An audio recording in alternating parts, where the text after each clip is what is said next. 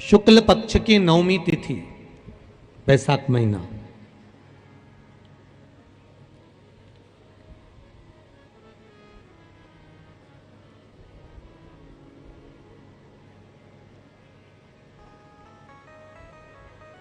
पीला चंदन घिसकर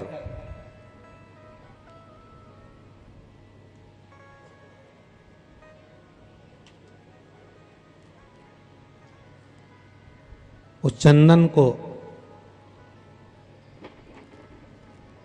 एक सुंदर पीपल का कोमल पत्ता, कोमल पत्ता मतलब एकदम, एक तो पीपल का होता है कड़ला पत्ता, एकदम कड़क हो जाता है, और एकदम होता है कोमल पत्ता।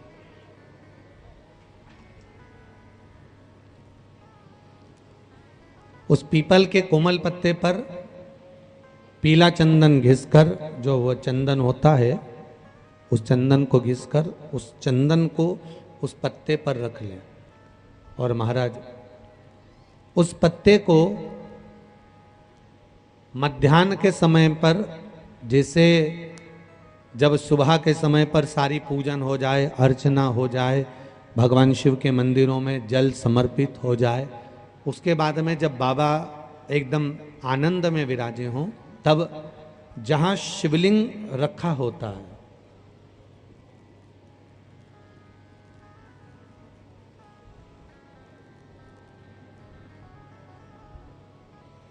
जैसे ये शिवलिंग है और ये कटी भाग जहां शिवलिंग रखा हुआ है, इस कटी भाग पर जहां शिवलिंग रखा है उसके पास में ही 3 उंगलियों से चंदन का लेपन उस कटी भाग पर करना है। जो उंगलियां लगी रहेगी उसी को अशोक सुंदरी वाली जगह पर स्पर्श करना है, और अशोक सुंदरी वाली जगह पर स्पर्श कर कर कुछ देर तक चंदन लगे रहने देना है। उसके बाद में उस चंदन को वापस निकाल कर लेकर आना है। कटी भाग पर जो लगाया गया है उसको भी निकाल कर वापस लेकर आना है। फिर बाबा का स्नान नहीं कराना है, केवल चंदन लेकर आना है, उसी पीपल के पत्ते पर रखकर। एक डिब्बी में उस चंदन को आप रख लीजिए। कुछ दिन जिसकी नेत्र ज्योति कमजोर है, चश्मा लग रहा हो, श्रवण शक्ति कमजोर हो, सुनाई कम दे रहा हो, उसके कंठ से इस ठोड़ी तक उस चंदन का तिलक लगाना प्रारंभ कर दीजिए, और नेत्रों के नीचे थोड़ा सा वो चंदन लगाना प्रारंभ कर दीजिए। लगभग 20 से 22 दिन तक आप उसका प्रयोग करिए, और एक रुद्राक्ष का जल शिव को समर्पित कर कर उस जल का आचमन करना प्रारंभ कर लीजिए। लगभग 22 दिन लगेंगे। धीरे धीरे फिर जाकर डॉक्टर को जांच करा लेना, नेत्र की ज्योति बढ़ना प्रारंभ हो गई है। पर विश्वास के साथ में, भरोसे के साथ में, क्योंकि सबसे मूल अगर कुछ है तो विश्वास मूल है। मानो तो मैं गंगा मां हूं, और ना मानो तो बहता पानी। अगर आपका विश्वास प्रबल होगा, भरोसा अगर प्रबल होगा, विश्वास अगर प्रबल होगा तो भगवान मिलेगा, और अगर विश्वास नहीं है तो परमात्मा नहीं मिलेगा। और मैं धन्यवाद देता हूं आप सभी मेरी बहनों को, मेरी जीजियों को, मेरी बेटियों को, मेरी माताओं को, मेरे भाइयों को, मेरे बेटाओं को मैं धन्यवाद देता हूँ। आप रोज शंकर को 1 लोटा जल चढ़ाने के लिए जाती हो। केवल अपना अकेले का घर का उद्धार नहीं हो रहा। जब तुम भरा हुआ कलश लेकर मंदिर जाती हो ना, जितने लोग तुमको देखते हैं ना, हमारा हिंदू धर्म शास्त्र कहता है, सनातन धर्म कहता है कि भरा कलश का दर्शन करने से कार्य सफल होता है। भरे कलश का दर्शन करने से कार्य सफल होता है। जब आप रोज अपने घर से भरा हुआ कलश लेकर जाती हो, ना जाने कितने लोग देखते हैं तो उनका दिन मंगलमय होता है। केवल अपना नहीं, सर्वे भवन सर्वे, सब जगत के सुख के लिए,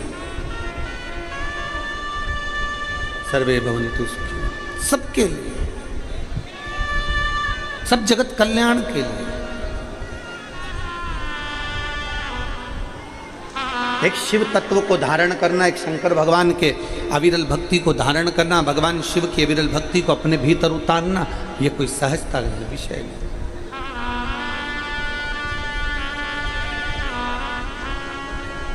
और मैंने तेरे ही भरोसे बाबा, तेरे ही भरोसे हवा बिच उड़ती जावांगी बाबा, डोर हत्तो छड़ी ना मैं कट्टी जावांगी भोले मैं तेरी शंभू मैं तेरी हवा बिच उड़ती जावांगी बाबा, डोर हत्तो छड़ी ना मैं कट्टी जावांगी।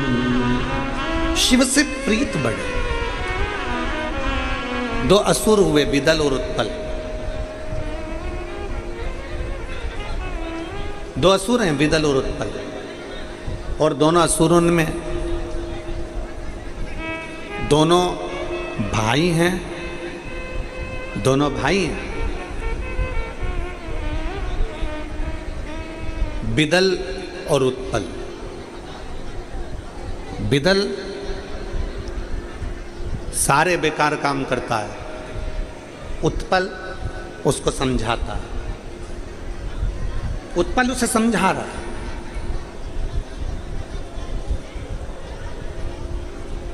उत्पल उसको समझाने का प्रयास कर रहा है, पर बिदल मानता नहीं। बेकार व्यक्ति की संगति व्यक्ति को बेकार बना देती है। एक चरित्र हमने पहले भी कथा में कहा था, आपके स्मरण में होगा। एक कौवा उड़ते उड़ते मानसरोवर पर पहुंच गया। कौवा जब उड़ते उड़ते सरोवर पर पहुंचा, मानसरोवर पर पहुंचा, तो मानसरोवर पर तो हंस ही हंस रहते थे। मानसरोवर पर हंस रहते हैं और कौवा वहां पहुंच गए। कौवा जैसे ही पहुंचा तो जितने हंस थे उन्होंने कहा कौवे से, कौवे चल यहां से जा। कौवा कहता है मैं नहीं जाऊंगा, मैं भी पक्षी तुम भी पक्षी, तुम गोरे मैं काला, मैं यहां से जाने वाला नहीं हूं। हंसों ने सोचा कि ये कौवा यहां आ गया और ये जाता नहीं है, तो एक काम करते हैं अपन ही चले जाते। सत्संग करने वाला व्यक्ति, संत स्वभाव का व्यक्ति बुरे की संगत में जैसे ही आता है तो वो सोचता है कि इस बुरे को या तो मैं सुधार दूं, और अगर नहीं सुधरे तो फिर मैं यहां से चले जाऊं, फिर मैं चले जाऊं। और बहुत अच्छी बात कहती है शिव पुराण, जो समझे नहीं आपसे, जो समझे नहीं आपसे, वो नहीं समझे किसी के बाप से, वो कभी नहीं समझ सकते।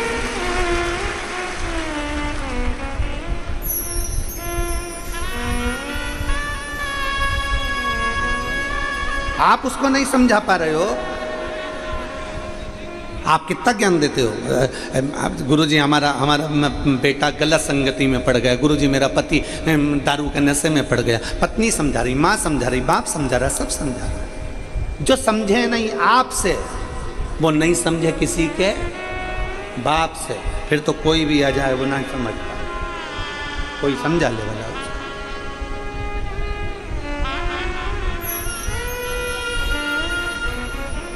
और यही शिव पुराण कह रही है। जितने आस्था चैनल पर श्रवण कर रहे हैं, जितने फेसबुक पर कथा श्रवण कर रहे हैं, जितने नांदेड़ की इस पवित्र भूमि पर लाखों की संख्या में पहुंचकर शिव भक्त श्रवण कर रहे हैं, उनसे निवेदन है, अगर शिव महापुराण की कथा आपकी चित्त वृत्ति में अगर एक बार बैठ गई तो तुम्हें फिर दूसरे की सुनने की एक ललकता जो तुम्हारे भीतर है शंकर को पाने की, वो बढ़ जाएगी। फिर तुम इधर उधर भटकोगे नहीं, शिव तत्व की ओर जाने का प्रयास करोगे, एक लोटा जल चढ़ाने का,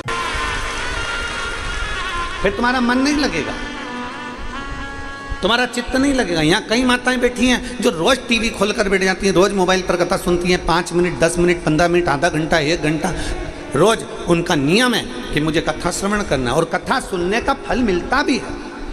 आप सब अंदाजा लगा कर बैठो, यहाँ जितनी लाखों की संख्या में बैठे हो, आप अंदाजा लगाना कि जब से आपने शिव महापुराण की कथा सुनना प्रारंभ करी है, उसके पहले का समय निकालना और उसके बाद का समय निकालना। पहले का समय निकालोगे तो जीवन संघर्ष में निकल रहा होगा, धक्के खाकर जिंदगी निकल रही होगी, परेशानी में जीवन निकल रहा होगा। और जिस दिन से तुमने टीवी पर शिव महापुराण की कथा सुनना प्रारंभ करी है, बाबा कुबेर भंडारी के उस कुबेरेश्वर बाबा की एक आनंदमय कथा का रसतत्व तुमने श्रवण करना प्रारंभ करा है, उस दिन के बाद समस्या आती जरूर है, पर मेरा बाबा एक लोटे जल से निर्णय कर कर बाहर निकाल देता।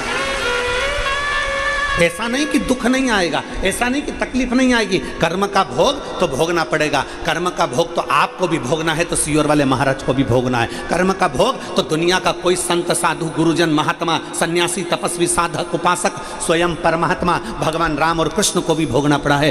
कर्म का भोग मनुष्य को भोगना ही पड़ता है। जो करा है, भगवान राम ने छुप कर बाण मारा था, बाली छुप कर मारा था। बाली को जो बाण मारा वो छुप कर मारा, और भगवान राम ने बाण मारकर छोड़ दिया। अगला जन्म भगवान कृष्ण के रूप में जब हुआ तो वही बाली ने छुपकर भगवान कृष्ण के पांव में बाण मारा था। हिसाब बराबर करा है। ये कर्म का भोग तो सबको भोगना है। जो मृत्यु लोक में आया है उसको भोगना पड़ेगा। बस इतना याद रखो कि कर्म का भोग अर्थात समस्या, दुख, तकलीफ, कष्ट, बीमारी सब आएंगे, पर आपका एक लोटा जल चढ़ाते चढ़ाते चढ़ाते चढ़ाते तुम्हें मालूम नहीं पड़ेगा कि तुम्हारी बीमारी कब चली गई, तुम्हें मालूम नहीं पड़ेगा कि तुम्हारा दुख कब चले गया, तुम्हें मालूम नहीं पड़ेगा कि तुम्हारा कष्ट कब चले गया, तुम्हारी तकलीफें कहाँ गई। और जितने लोग कथा सुन रहे हैं आस्था चैनल पर, अपने दिल पर हाथ रखकर विचार करना कि हमने जब से शिव पुराण सुनना चालू करी तब से हमारे जीवन में कितना बदलाव आया है, हमारे व्यापार में, हमारी उन्नति में कितना बदलाव आया। एक भरोसा अपने भीतर जागृत करें। एक माँ ने एक पत्र लिखा,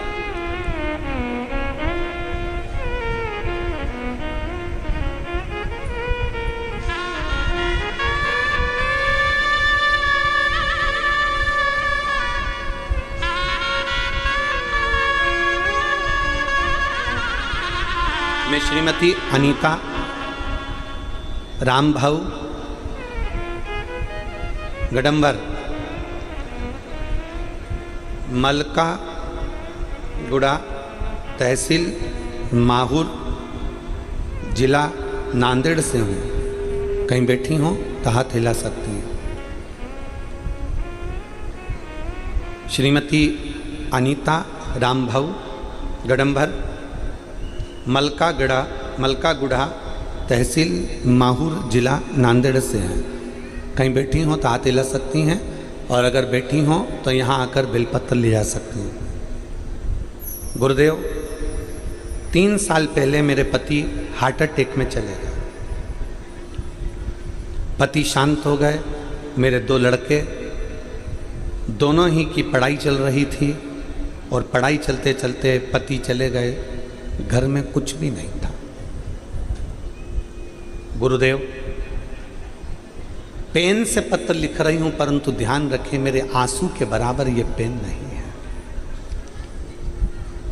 खाने तक के लाले पड़ गए। बच्चों को पढ़ाएं तो पढ़ाएं क्या।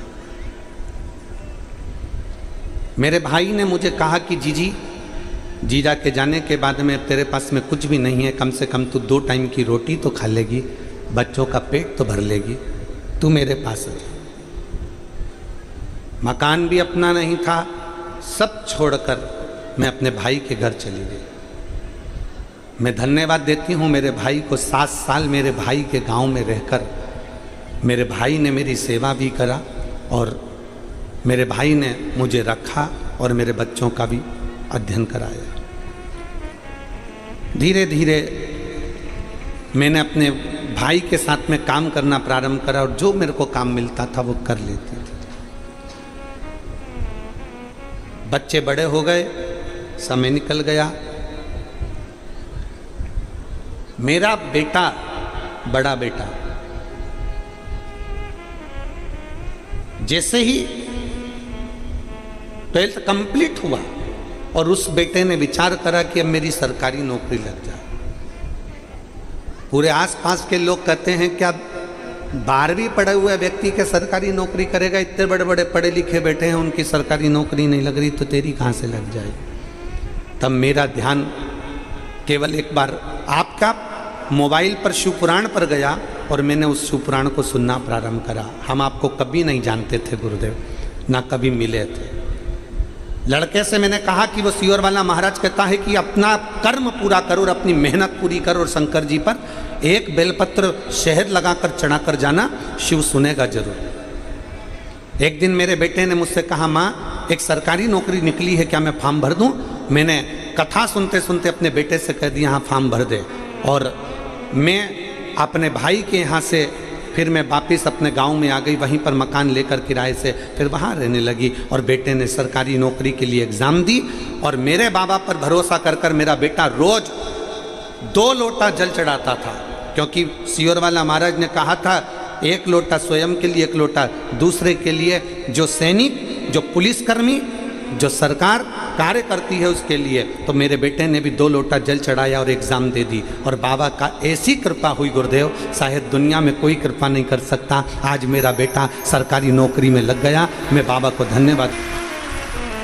और तो और गुरुजी, मैं भी मेहनत करती हूँ, मेरा बेटा भी मेहनत करता है, और हमने मेहनत करते करते हमारे पास में कुछ भी नहीं था, आज बाबा की कृपा से हमने खुद की ज़मीन भी खरीद ली। मेरा बाबा कितना हाथ पकड़ता है गुरुदेव, मैं बाबा को धन्यवाद देती हूँ। ये शिव तत्व, ये औघड़ी है, एक विश्वास। हमारे कर्म का भोग हमें भोगना है, तुम्हारे कर्म का भोग तुम्हें भोगना है। कबीर बाबा का चरित्र कहता है कि गुरु की करनी गुरु भरेगा और चेला की करनी चेला, और उड़ जाएगा हंस अकेला। करनी का भोग सबको भोग। इसलिए फिर निवेदन करेंगे कि मत बुरे कर्म कर बंदे वरना पछताएगा, भगवान की आंखों से दूर बच नहीं पाएगा, तू बच नहीं पाएगा। अरे ओ अज्ञानी मत करना, अरे ओ अज्ञानी मत करना, तेरे कर्म का फल भी तू ही पाएगा, जैसा किया तूने तेरे आगे आएगा। मत बुरे कर्म कर बंदे वरना पछताएगा, भगवान की आंखों से तू बच नहीं पाएगा, तू बच नहीं पाएगा। सत्संग का फल मिल जाए, गलत व्यक्ति की संगत छूट जाए। एक बार समझाया, 2 बार समझाया। हमारे पास में कई लोग हमसे कहते हैं, गुरुजी कोई कह रहा है कि शंकर पर चढ़ा हुआ जल मत पियो, कोई कहता है कि शिव के मंदिर मत जाओ, कोई कहता है कि बेलपत्री मत खाओ। हम आपसे निवेदन करना चाहेंगे, हमारी तरफ से आपके ऊपर दबाव नहीं है, हमारी तरफ से आपके ऊपर प्रेशर नहीं है, कोई प्रेशर नहीं, कोई दबाव नहीं। तुम्हारा दिल करे तो शिव पुराण सुनो, तुम्हारा दिल करे तो तुम शंकर के मंदिर जाओ। और एक निवेदन जरूर करूँगा, जिसका भी कहना मानो मानो, पूरी दुनिया में धक्के खा लेना, और जब तुम्हारा कार्य ना हो तब 1 लोटा जल लेकर मेरे शिव के दरवाजे जरूर चले जाओ।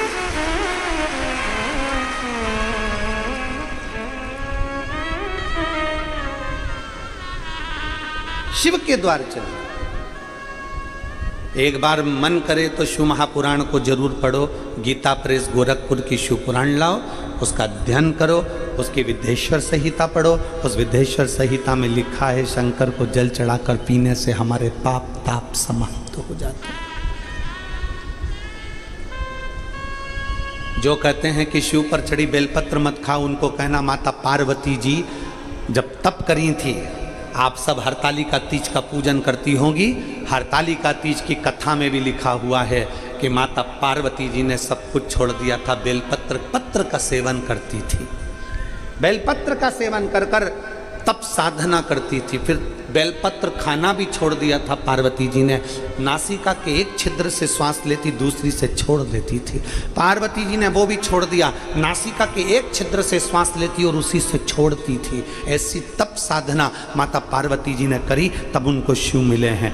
दुनिया के लोग कहते हैं कि बेलपत्र नहीं खाना, जल नहीं पीना, तो यहाँ शिव पुराण भी तो वर्णन करती, उसको समझो, उसको जानो। हमारे शास्त्र क्या कहते हैं, हमारा वेद क्या कहता है, हमारी पुराणे क्या कहती है, उसको पहचानिए। कुछ तो शिव ने कृपा करी होगी।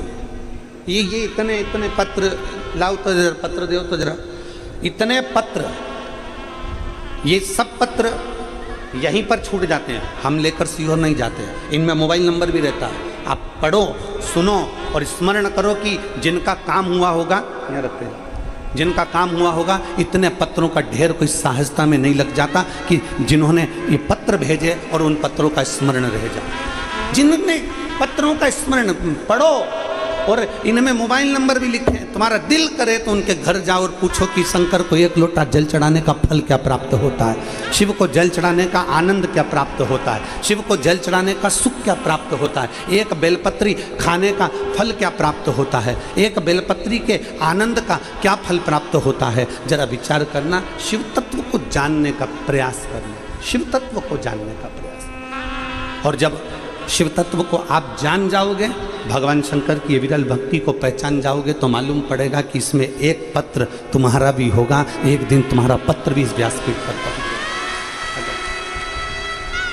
एक अविरलता है, ये पत्र नहीं है। इन पत्रों को जब भी उठाओगे, पढ़ोगे, इन पत्रों में मोबाइल नंबर, फोन नंबर सब मिलेंगे, और पढ़ो और अध्ययन करो, और साथ में उसके घर भी चले जाओ कि शिव क्या करता है, शिव क्या प्रदान करता है।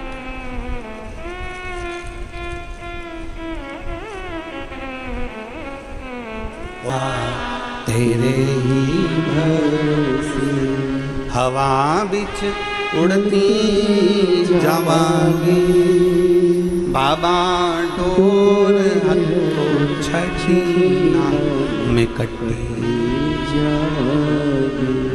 कौआ मानसरोवर से जाता नहीं है। हंस ने विचार कर लिया कि इसको समझा दिया, ये नहीं जाता तो अपने को जाना चाहिए। हंस चल दिए, हंस चले गए।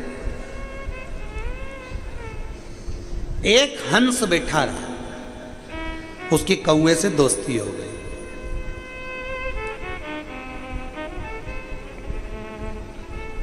उसने कौवे से दोस्ती कर ली। अब उसको कौवा अच्छा लगने लगा, कौवे की संगत अच्छी लगने लगी। कौवे ने अपने दोस्त हंस से कहा, मुझे भूख लगी है, कुछ लाओ खाने का। हंस तो मोती चुगता था, मोती लेकर आ गया। ले, ये मोती ले, खा ले, ये मोती ले, खा। कौवे को मोती दिया तो कौवा बोला, ये तो मैं खा ही नहीं सकता। कौवे ने जैसे ही मोती को चबाना चाहा, कौवे की चोंच टूट गई। कौवा कहता है, ये मेरे बस की बात नहीं है। हंस कहता है, हम तो यही खाते हैं, हम यही चुगते हैं। अब तो कौवा भूखा मरने लगा, तो हंस से कहा, चल तू मेरे साथ चल। कौवा हंस को लेकर आ गया, और कौवा शमशान में रहता था, बड़ के पेड़ के ऊपर कौवा बैठा, हंस भी बैठा। हंस को भूख लगी तो हंस ने तुरंत कहा कौवे से, अब मुझे भूख लगी है। कौवा कहता, अब भी लाता हूँ। कौवा उड़कर गया, मरा हुआ कुत्ता पड़ा था, उसका मांस नोच कर लिया और हंस को दिया, ले खा। मरे हुए कुत्ते का मांस नोच कर लेकर आया और ले खा। हंस कहता है, हम ये नहीं खाते, हम तो मोती चुगते हैं। कौवा कहता है, मेरे पास तो यही है। दोनों बात कर रहे थे। कौवे की चोंच से मांस का टुकड़ा जमीन पर गिरा। जहां जैसे ही नीचे गिरा, वहां एक राजकुमार बैठा था। राजकुमार की छाती पर पीठ पर जाकर वो टुकड़ा गिरा तो राजकुमार को क्रोध आ गया। राजकुमार ने बाण उठाया, धनुष उठाया और कौवे को मारने के लिए जैसे बाण छोड़ा, कौवा तो भाग गया, हंस को बाण लग गया, हंस नीचे गिर गया। हंस नीचे गिरा तो राजकुमार ने कहा, हंसदेव मैंने तो कौवे को मारने के लिए बाण उठाया था, मैंने तो कौवे को मारने के लिए बाण छोड़ा था, आपको बाण लग गया। इतने में हंस कहते हैं, राजकुमार इसमें गलती तुम्हारी नहीं है, गलती मेरी है, मैंने गलत व्यक्ति का संग कर लिया था, इसलिए आज मुझे भोगना पड़ रहा है। मैंने गलत व्यक्ति का संग करा था, इसलिए आज मुझे भोगना पड़ रहा है, ये गलती मेरी है। गलत व्यक्ति का संग करोगे तो गलत व्यक्ति तो निकल कर भाग जाएगा, पर अच्छा व्यक्ति अंदर धरा जाएगा। और ऐसे कई केस आज भी चल रहे हैं अदालत में। जो बेकार है वो तो बाहर घूम रहा है और जो अच्छा है वो अंदर सड़ रहा है। आज भी कई केस अदालत में चल रहा है, आज भी।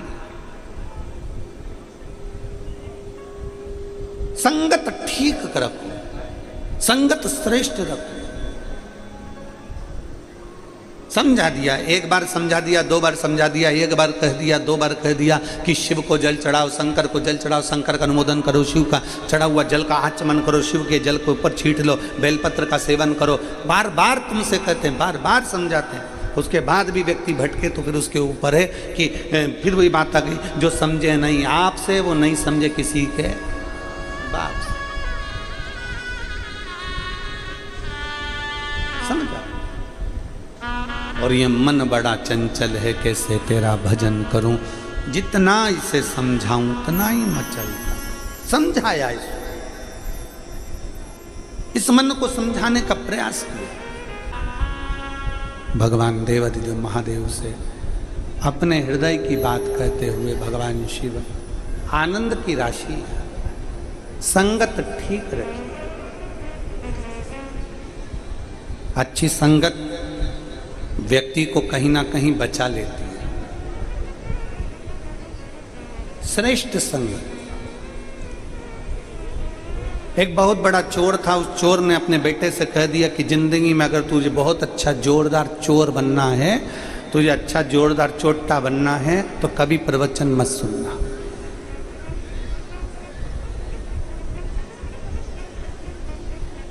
चोर ने अपने बेटे को बड़ा चोर बनाने के लिए कह दिया कि कभी प्रवचन में मत जाना, कभी सत्संग में मत जाना, तो तू नंबर 1 का चोट्टा बन जाएगा, एक नंबर क्वालिटी का चोर बनेगा।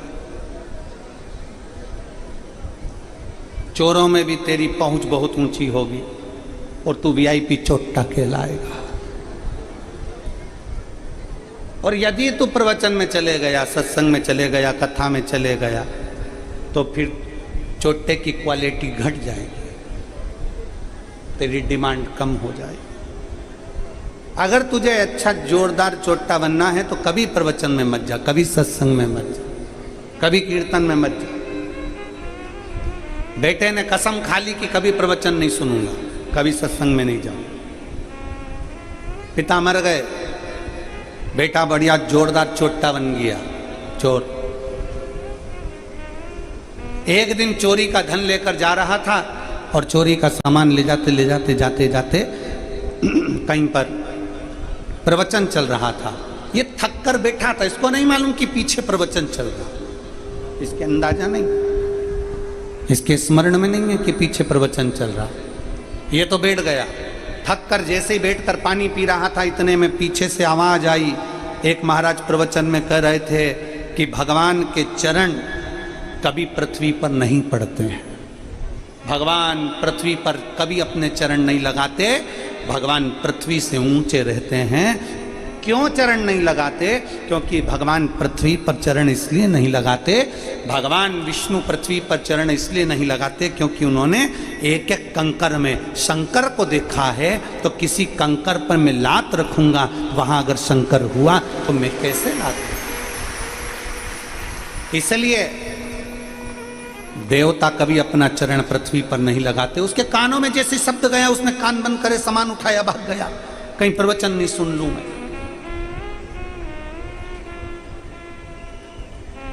अब चोरी का धन लेकर भागा था। ऐसी चोरी करते करते करते 3 महीना बीत गया। एक दिन राजा ने अपने दूतों को भेजा, जाओ जरा चोर का पता लगाओ, मिल ही नहीं रहा है, रोज चोरी कर रहा है, पकड़ो जरा। दूत गए, चोर मिल भी गया, पकड़ भी लाए। पर राजा इतना ईमानदार था कि चोर से पहले पूछता था, तुमने ये गुनाह किया है क्या? तुमने किसी का कत्ल किया है क्या? तुमने चोरी करी है क्या?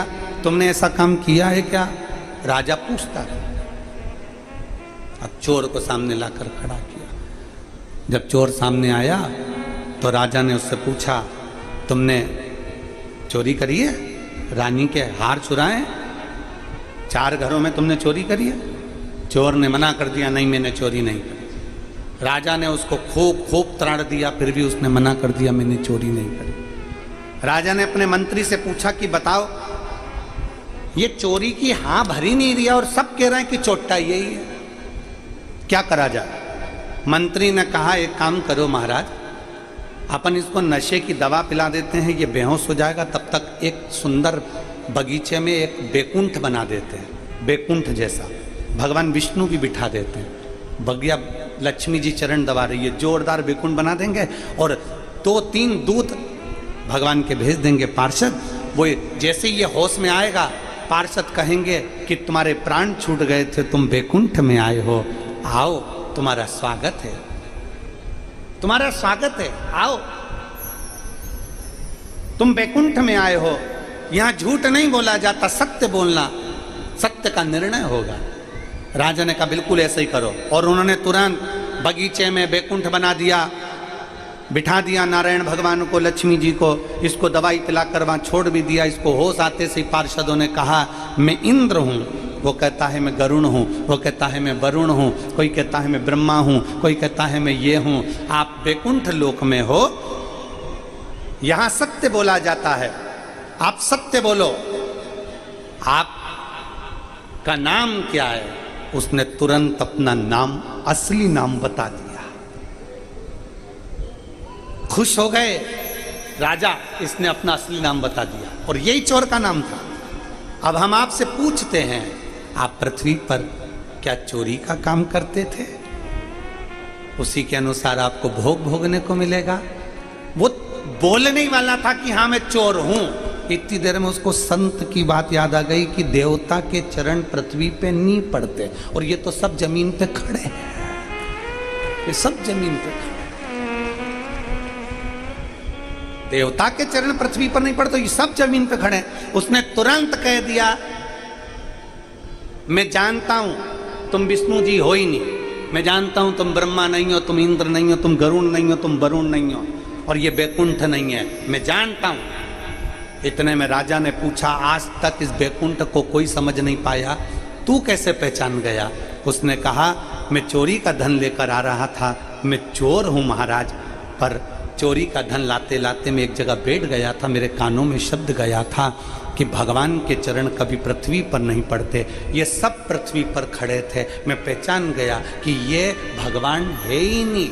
इसलिए महाराज आज मैं सत्य कहता हूं, 1 मिनट का सत्संग मेरे कानों में गया और मुझे मरने से बचा लिया। अगर मैं पूरा प्रवचन सुन लेता तो मेरी जिंदगी संवर जाती, मेरा जीवन सार्थक हो जाता, मेरी जिंदगी सार्थक हो जाती। शिव महापुराण की कथा में जब जाओ तो मन बनाकर जाना कि मेरे को 2.5 घंटा 3 घंटे का सत्संग श्रवण करना है, प्रवचन श्रवण करना है, कथा सुनना है, और वहां से एक नियम लेकर जाना है कि मैं अपने घर जाऊंगा तब 1 लोटा जल शिव जी को चढ़ाऊंगा। ये नियम अपने भीतर का लेकर जाऊंगा।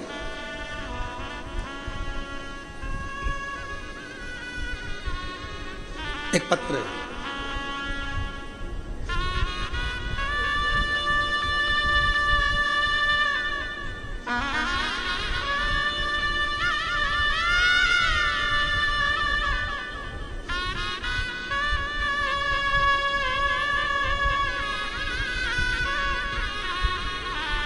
सो कल्पना मधुकर राव क्षीरसागर, मैं लोहा जिला नांदेड़ मराठवाड़ा की रहने वाली, कहीं बैठी हो तो हाथ हिला सकती हो, और अगर बैठी हो तो बेलपत्र लेने आ सकती हो। मैं मराठवाड़ा की रहने वाली हूँ, मैं लोहा जिला नांदेड़ की रहने वाली हूँ। मैं बाबा का क्या वर्णन करूं गुरुदेव। आपकी कथा सुनकर हमारे को एक बल मिला है, मेरे बच्चों को एक एनर्जी मिली है, और मेरा लड़का कथा सुनकर, आपकी कथा से बल प्राप्त कर कर और चौगनी मेहनत मेरे बेटे ने करी, और इतनी मेहनत मेरे बेटे ने करी जो मन से हार रहा था, उसने चौगनी मेहनत करना प्रारंभ करा और शिव जी पर बेलपत्र और जल चढ़ाना प्रारंभ करा। गुरुदेव, आज के नवयुवक बच्चों के लिए ये शिव पुराण बल है, उसका व्हील पावर है। मेरा बेटा विवेक मधुकर राव क्षीरसागर 2019 में MPSC की परीक्षा दिया और शिव पर भरोसा कर दिया। पहले देने पर उत्तीर्णता नहीं, पर फिर मेरे बेटे ने जो MPSC की परीक्षा दी, शिव पर आश्रित होकर दी। 5 साल शंकर की आराधना करने का फल क्या होता है। मेरे बेटे ने परीक्षा दी और मेरा बेटा उस MPSC की परीक्षा में पास होकर STI sale tax inspector Mumbai में 3 साल ऑफिस में नौकरी करा। फिर गुरुजी मेरे बेटे ने कहा, क्या माँ शिव शिव है तो एक बार मेरे को वापिस परीक्षा देना। मेरे बेटे ने 2022 में फिर MPSC की परीक्षा दी और मेरा बेटा नायब तहसीलदार बन गया। मेरा बेटा कहता है, माँ शंकर जैसा दयालु दुनिया में कोई नहीं है, एक बार फिर परीक्षा देना है। मेरे बेटे ने 2023 में MPSC की परीक्षा फिर दी। परीक्षा देते ही डिप्टी एजुकेशन ऑफिसर हिंगोली का बन गया। मेरे बेटे ने फिर 2023 में MPSC की परीक्षा देने के बाद शिव को जल चढ़ाते चढ़ाते मेरा बेटा बोला कि अब मुझे फिर 2023-24 का 2 एग्जाम एक साथ देना है, और मेरे बेटे ने MPSC की परीक्षा उत्तीर्ण करी और आज मेरा बेटा सहायक रजिस्ट्रार नागपुर बनकर विराजमान है। मैं धन्यवाद देने के लिए आया, मैं बाबा को यहाँ धन्यवाद देने के लिए आई हूँ। सो कल्पना मधुकर राव क्षीरसागर, तहसील लोहा, जिला नांदेड़। मेरा मोबाइल नंबर ये है। शिव पर करा भरोसा, शंकर पर करा गया विश्वास, कभी टूटता नहीं। एक विश्वास अपने भीतर प्रकट कर, और खाली ना जाता कोई दर से तुम्हारे, ये हमारा विश्वास करता है। जिसने टीवी के सामने, आस्था चैनल पर, मोबाइल पर या कथा के पंडाल में बैठकर दिल से अगर कथा सुनी है तो खाली तो नहीं जा सकता, उसकी झोली एक ना एक दिन भराती जरूर है, और बाबा भरता जरूर है। थोड़ा फाइल मोटी होगी तो दुख कटने में समय लग सकता है, लेट हो गए पर लेटेस्ट जरूर हो गए, ये निश्चित है। होगा काम तुम्हारा लेटेस्ट जरूर होगा, थोड़ी सी देरी लग सकती है, थोड़ा समय। एक पत्र है,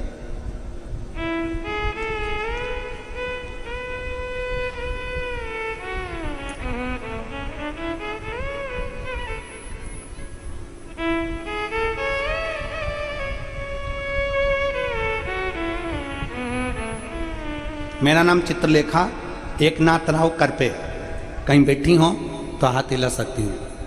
मेरा नाम चित्रलेखा एकनाथ राव करपे, मैं मानवत जिला परभणी महाराष्ट्र की रहने वाली हूँ। मेरा मोबाइल नंबर ये है। शिवजी पर जल चढ़ाने का मैं क्या वर्णन करूँ गुरुदेव। मैं साधारण परिवार से हूँ। मेरे पिताजी ने मुझे पानीपुरी का ठेला लगाकर पढ़ाया है, क्योंकि मैं उनकी अकेली संतान हूँ। कहीं बैठी हो बेटा तो आज जरूर आइएगा। पिताजी को लोग बोलते थे कि बेटी बड़ी हो गई है, शादी कर दो, इसकी कोई गवर्नमेंट जॉब नहीं लगेगी, क्यों फालतू में बिठा कर रखा है, इसका विवाह कर दीजिए। इसकी शादी कर दीजिए। आवाज नहीं आ रही है। पर मैंने अपने पापा से कहा कि पिताजी मुझे अपने पैरों पर खड़ा होना है। मैंने 2018 में एक गवर्नमेंट एग्ज़ाम दिया पर मेरा सिलेक्शन नहीं हुआ। 2019 में मैंने एग्ज़ाम दिया, मेरा सिलेक्शन नहीं हुआ। तब आपकी कथा मैंने 2021 में सुनी और 21 में सुनकर मेरे को बल उत्पन्न हुआ। मैंने तो सोच लिया था कि अब एग्ज़ाम नहीं दूंगी और पापा कहते हैं शादी का तो मैं शादी कर लूँगी। पर 21 में जब कथा सुनी तो मेरे मन में भाव उत्पन्न आया कि सियोर वाला महाराज कहता है कि अपनी मेहनत चौगनी करना है और चौगनी मेहनत के साथ में फिर शिव जी पर एक बेलपत्र शहद लगाकर चढ़ाना है। बाबा सुनेगा जरूर। मैंने फिर वापिस एग्ज़ाम दिया और बाबा की ऐसी कृपा हुई गुरुदेव, आज मैं फार्मेसी ऑफिसर बनी हूँ और फार्मेसी ऑफिसर बनकर नियुक्त हुई हूँ सरकारी। ये शिव की कृपा है, ये उदारता है मेरे शंकर, ये करुणा है मेरे शिव की। आज मेरे पिता भी गौरव महसूस करते हैं कि मैं मेडिकल कॉलेज में, गवर्नमेंट मेडिकल कॉलेज में मैं फार्मेसी ऑफिसर के पद पर नियुक्त हो गई। बाबा, मैं बाबा को धन्यवाद देने के लिए आई हूँ। कोई एक लाइन अच्छी लिखी है, कोई जल्दी बनता है, कोई लेट बनता है, लेकिन शिव को जल चढ़ाने वाला एक दिन सेठ जरूर बनता है। ये शिव, ये शंकर, विश्वास मूल है हमारे, भरोसा मूल है हमारे। और खाली ना जाता कोई। जितने रोड पर बैठे हैं, जितने पंडाल के बाहर बैठे हैं, जितने आस्था चैनल पर सुन रहे हैं, जितने फेसबुक यूट्यूब पर सुन रहे हैं, जितने पंडाल के अंदर बैठे हैं, जो गाड़ियों पर चढ़कर बैठे हैं, जो जेसीबी पर चढ़कर बैठे हैं, जो टैंकरों पर चढ़कर बैठे हैं, जो गाड़ियों का कांच खोलकर अपनी अपनी गाड़ियों में, कारों में बैठे हुए हैं, जो पेड़ों के नीचे बैठे हैं, जो रोड के किनारे बैठे हैं, जो डिवाइडर पर बैठे हुए हैं, उनसे भी निवेदन है, खाली नहीं जाओगे। मेरा बाबा, मेरा कुबेर भंडारी शिव महापुराण से किसी को खाली नहीं भेजता, तो तुम्हें कैसे भेज देगा? भरकर ही जाओ, भरकर ही जाओ। खाली ना जाता कोई दर से तुम्हारे, खाली ना जाता दर से तुम्हारे, मैं भी बाहें पसारे अपने हृदय लगा लो, लगा लो। गिरा जा रहा हूँ, उठा भोले अपने दर से अब गिरी जा रही हूँ, उठा लो, शिव उसका भजन संगत ठीक रखिए। उत्पल विदल को समझाता है। शिव महापुराण करिए, विदल और उत्पल की कथा शिव महापुराण के अंतर्गत आती है। उत्पल विदल को समझा रहा है क्यों गलत काम करता है, क्यों गलत विचार करना, क्यों गलत सोच रखना।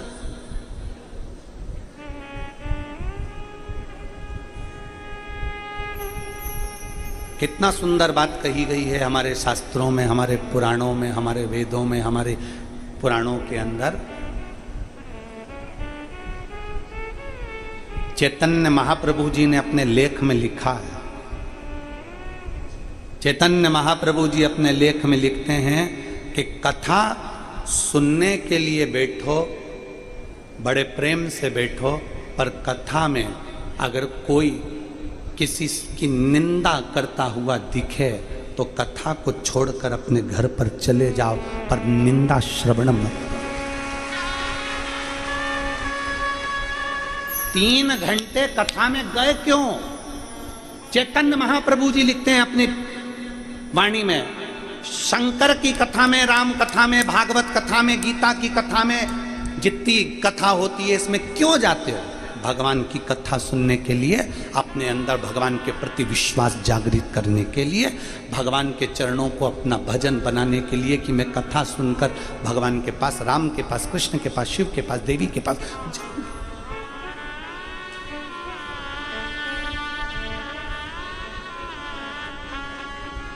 कथा सुनाते सुनाते भागवत में, रामायण में, गीता में, पुराणों में अगर बीच में कहीं कोई निंदा करता मिले, उसी समय कथा को त्याग कर अपने घर की ओर चले जाओ। चैतन्य महाप्रभु जी कहते हैं कहीं वो निंदा का कीड़ा अपने कानों से प्रवेश कर कर भीतर ना चले जाए, नहीं तो हमारी भी निंदा हम करना प्रारंभ कर दें और हम भी निंदा में डूबने लगे। हम भी निंदा में डूबने लगे। निंदा से बचो।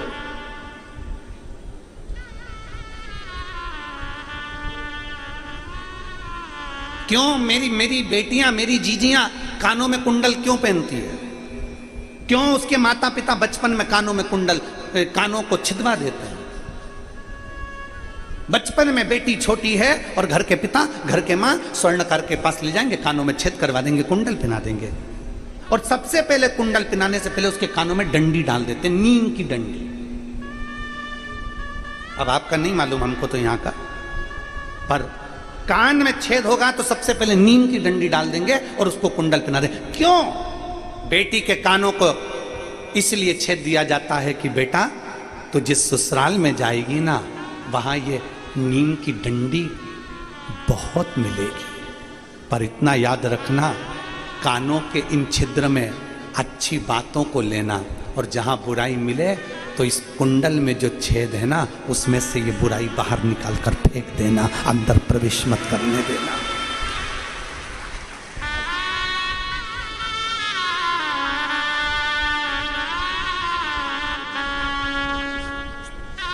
अब ठीक है बेटा?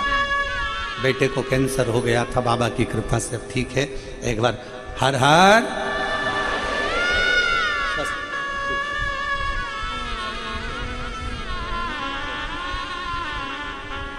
विश्वास, निंदा नहीं सुनना हमको। कोई कई विद्वान से विद्वान, बड़े से बड़ा महाराज भी अगर अपनी पीठ पर बैठकर निंदा कर रहा हो, उठकर चले जाए। निंदा नहीं सुनना। भजन सुनाओ, कथा सुनाओ, सत्संग सुनाओ, और ऐसी ऐसी कथा सुनाओ कि हमारा विश्वास बल जाए। आज बच्चों के मन में कितना विश्वास जागृत हो गया है। आज बच्चे इन पत्रों में देखिए, कई बच्चों ने कहीं नेट की परीक्षा, कहीं केट की परीक्षा, आदि जितनी परीक्षा, कहीं सीए की परीक्षा, कहीं कोई परीक्षा, कहीं कोई परीक्षा, बच्चे जो अंदर से टूट रहे थे उनको बल मिल रहा है। वो बल होना जरूरी है। और आपसे भी निवेदन है, अपने बच्चों से कभी मत कहो कि तेरे बस का नहीं है, तू नहीं कर सकता, तेरे बस का नहीं है, तू नहीं कर सकता। अपने बच्चों का विल पावर कभी कमजोर मत करो। पति से ये मत कहो कि तुम ये नहीं कर सकते, तुम दुकान नहीं चला सकते, तुम नौकरी नहीं कर सकते। कभी उसका विल पावर कमजोर मत करिए, बल्कि कहिए। आप महाराष्ट्र की पवित्र भूमि पर रहते हो। वीर शिवाजी को देखकर मां ने सामने के किले पर देखा, और किले पर दुश्मनों का झंडा था। सामने किले पर दुश्मनों का झंडा था, और जीजाबाई से रहा नहीं गया, और जीजाबाई ने शिवा को बुलाया। शिवा, जीजाबाई ने शिवाजी को बुलाया। ए शिवा। हाँ मां। सामने झंडा किसका लगा है? दुश्मनों का। ये भगवा झंडा सामने क्यों नहीं है? जिस भगवा झंडा के नीचे हमारा सनातन धर्म पला है, वो भगवा झंडा उस किले पर क्यों नहीं है? जिस भगवा झंडे के नीचे हमारा सनातन धर्म खिला है, चला है, वो भगवा झंडा शिवा उस किले पर क्यों नहीं है? शिवाजी ने कहा, मां अपने पास सेना नहीं है। सेना नहीं है? हाँ, उसके पास सेना ज्यादा है, अपने पास सेना नहीं है मां। अपने पास, उसके पास में बम, हथगोले, बंदूकें, बहुत सारे औजार, शस्त्र उनके पास में है, हमारे पास नहीं है। मां, ठीक है शिवा, कल उस किले पर भगवा झंडा तेरी मां जीजाबाई गाड़ेगी।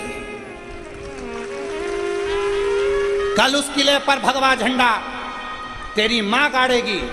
शिवा के हाथ में जो पात्र था नीचे गिर गया और शिवाजी ने, वीर शिवाजी ने कहा, मां अब तुझे जाने की जरूरत नहीं है, तेरे लाल ने जो शंकर पर जड़ चढ़ाया है वो शिवा किले पर से झंडा उतार कर भगवा चढ़ाकर मानेगा। आक्रमण साथ वाले करें, सेना नहीं है।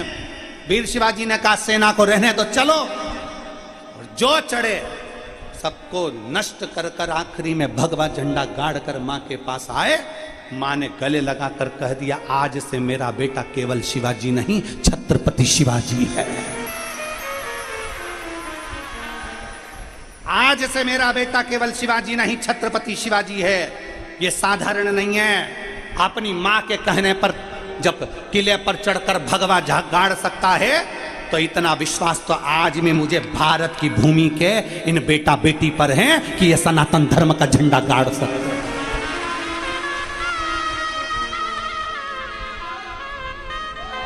क्यों घबराना? आप अपने बच्चे से खुद कहती हो तेरे बस का नहीं है, तेरे बस का नहीं है, तेरे बस का नहीं है। आप अपनी बेटी से खुद कहती हो अब शादी कर देती हो, तेरे बस का नहीं है, तू गवर्नमेंट जॉब नहीं कर सकती, तू नौकरी नहीं कर सकता, तू सीए नहीं बन सकता, तू कलेक्टर नहीं बन सकता, तू आईएएस ऑफिसर नहीं बन सकता। कौन कहता है नहीं बन सकता? हिम्मत कर, बेटे से कह तुझ में वो बल है, तुझ में वो विद्वत्ता है,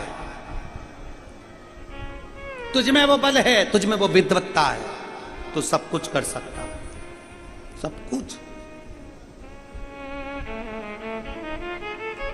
क्यों घबराता है? बढ़ आगे। मैं तेरे साथ हूं ना, तेरे पापा तेरे साथ है ना, परिवार तेरे साथ है ना, दूसरे से मतलब नहीं। तू तो बढ़ आगे। मम्मी मेरे से नहीं होगा तो नहीं होगा तो क्या हुआ? एक बार, दो बार, तीन बार, चार बार एक ही जगह पर गड्ढा खोदे जाओ, पानी की बूंद एक ही जगह गिरती रहती गिरती रहती गिरती रहती तो पत्थर पर छेद कर देती है। तू एक बार, दो बार, तीन बार, चार बार लगे रहे और प्रबल मेहनत कर कर, चोगनी मेहनत कर कर लगे रहे। शंकर को एक लोटा जल चढ़ाते रहे और शिव का नाम लेकर आगे बढ़ते रहे, उत्तीर्ण होगा ही।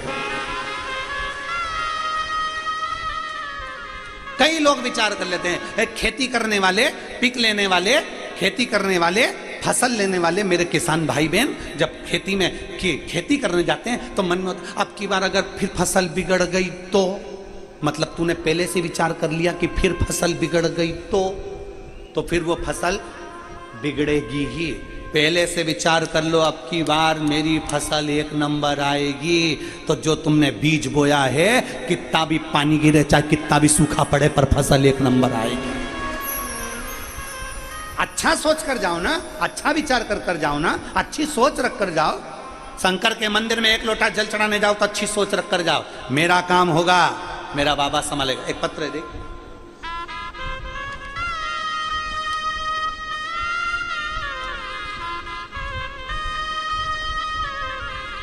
मेरे सो रोहिणी शिवाजी लाड़गे, मुकाम पोस्ट तलानी, तहसील हदगांव, जिला नांदेड़। मोबाइल नंबर ये है, कहीं बैठे हो तो हाथ हिला सकती हैं और बेलपत्र लेने आ सकती हैं। सो रोहिणी शिवाजी लांगड़े, मुकाम पोस्ट तलनी, तहसील हदगांव, जिला नांदेड़। मोबाइल नंबर ये। एक दिन अचानक से मेरे छोटे भाई को चक्कर आई और हमने तुरंत अस्पताल में लेकर गए। सारी जांचों की रिपोर्ट पर मालूम पड़ा कि इसका ब्रेन ट्यूमर हो गया। ब्रेन ट्यूमर होने पर डॉक्टर भी ने जैसे ही बताया हम लोग घबरा गए। डॉक्टर ने कहा इसका ऑपरेशन तो होगा, ऑपरेशन तो होगा, परंतु ब्रेन ट्यूमर का ऑपरेशन कराने वाले की गारंटी हम लोग नहीं ले सकते कि ये होश में आएगा नहीं आएगा, बच पाएगा नहीं बच पाएगा, क्योंकि इसमें ब्रेन पूरा खुल जाता है। हम गारंटी नहीं ले सकते। हमने डॉक्टर साहब से कहा तो फिर इसका कोई निर्णय तो क्या ऑपरेशन तो कराना पड़ेगा, पर इसमें ये उठेगा नहीं उठेगा इसका कुछ वो नहीं है। पहले से जैसा हो जाता है, बॉडी पड़ी रहती है, कई साल निकल जाते हैं पर उठ नहीं पाता। और इसका जो ट्यूमर है वो बड़ा विचित्र है, इसका बचना तो मुश्किल है, पर ऑपरेशन करा लो, कहीं थोड़ा बहुत चांस होगा तो बच जाए। अब क्या करें? पैसे का व्यवस्था करी गई, डॉक्टर ने जितना बताया हमने उतना पैसा भी इकट्ठा करा और इकट्ठा कर कर ऑपरेशन की तारीख आ गई। हमने डॉक्टर साहब से ऑपरेशन की तारीख लेकर ऑपरेशन करा दिया। ऑपरेशन कराया पर भाई उठा नहीं, बिस्तर पर पड़ा रहा था। बहुत समय हो गया, हॉस्पिटल से घर पर बिस्तर से उठा नहीं। तब एक बार आपकी कथा सुनी, शंकर के शिवलिंग के पास हम कभी नहीं गए जल चढ़ाने के लिए। गुरुदेव सत्य बोले तो हम पहली बार शंकर के पास में जल चढ़ाने गए। अपने भाई के लिए जल चढ़ाते, जल झेल कर लाते, वो जल अपने भाई को लगा देते, उसके मुख में 2 बूंद डाल देते, बेलपत्री उसके पास में रख देते। गुरुदेव बाबा का मैं क्या वर्णन करूं, केवल 4 से 5 दिन हुए थे और मेरे बाबा ने उसके शरीर में हलचल करना प्रारंभ कर दिया और आज मेरा भाई ठीक हो गया। मैं और मेरा भाई इस पंडाल में 7 दिन से सेवा दे रहे हैं। हम यहीं पर हैं गुरुदेव, बाबा को प्रणाम करने के लिए। कहीं बैठी हूँ, सो रोहिणी शिवाजी लांगड़े, मुकाम पोस्ट तरणी, तहसील हथगांव, जिला नांदेड़, फोन नंबर ये। शिव तत्व इसी को कर।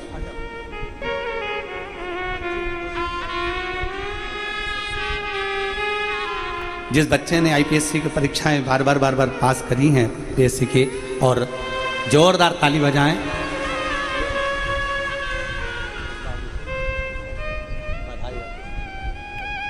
आपको खुश होना चाहिए ना, रोना नहीं चाहिए, बहुत खुश हो।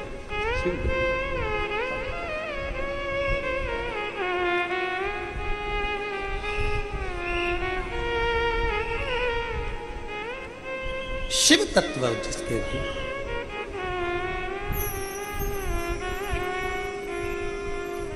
एक विश्वास अपने भीतर जागृत करके बच्चों का विल पावर कभी कमजोर ना करिए। पढ़ाओ, खूब पढ़ाओ,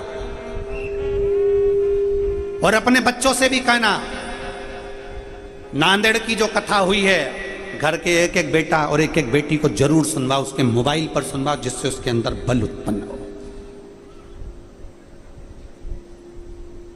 संगत बुरी छोड़ दीजिए, संगत बुरी छोड़। और अगर बुरी संगत वाला व्यक्ति हमारे करीब में आ रहा है तो हम उससे दूर हो जाए। चैतन्य महाप्रभु जी अपने लेख में लिखते हैं कि अगर कोई कितना भी विद्वान है और अपने मुख से अगर वो बैठकर निंदा कर रहा है तो वहां से उठकर चले जाओ। विद्वत्ता किसी काम की नहीं। जैसे ही उसके मुख से निंदा निकलना चालू हुई किसी की, समझ लो कि उसकी विद्वत्ता शून्य हो गई। वो शून्य है, शून्य। दूर हट जाए, निंदा से परे हो जाए, निंदा से। बिदल, मैं तुझे समझा रहा हूं, मत कर गलत काम। बिदल मानता नहीं है, उत्पल उसके साथ में रहता है, भाई है छोटा, साथ में रहता। मैं तुझे समझा रहा हूं, मान जा। नहीं मानो, मानता नहीं। अच्छी संगत का असर जरूर होता है। मैं हमारे जजमान श्री डॉक्टर शिवराज नांदेड़कर जी को धन्यवाद देता हूं कि उन्होंने ये कथा कराकर, श्री प्रशांत पातेवर जी को धन्यवाद देता हूं कि ये कथा का आयोजन कराकर ना जाने कितने कितने शिव भक्तों को फल प्रदान करा। साथ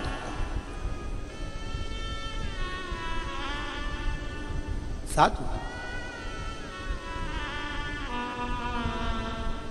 बहुत अच्छा लगा। नांदेड़कर जी, हम आ जाओ माँ,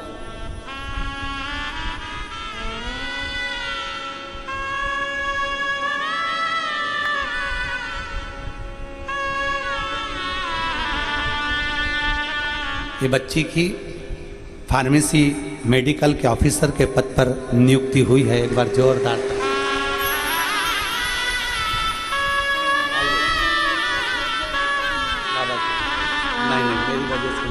बाबा की वजह से।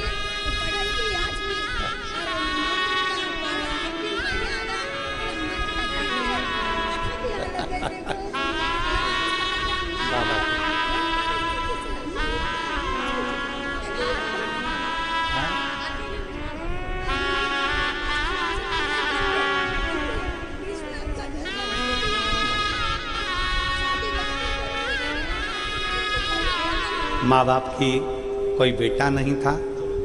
माँ बोल रही है कि परिस्थिति ऐसी नहीं थी, पर पढ़ा दिया। और बेटी ने संकल्प लिया था कि मैं नौकरी करूं, पर 18 में एग्ज़ाम दिया, 19 में दिया, 20 में दिया, 21 में दिया, नहीं हुआ।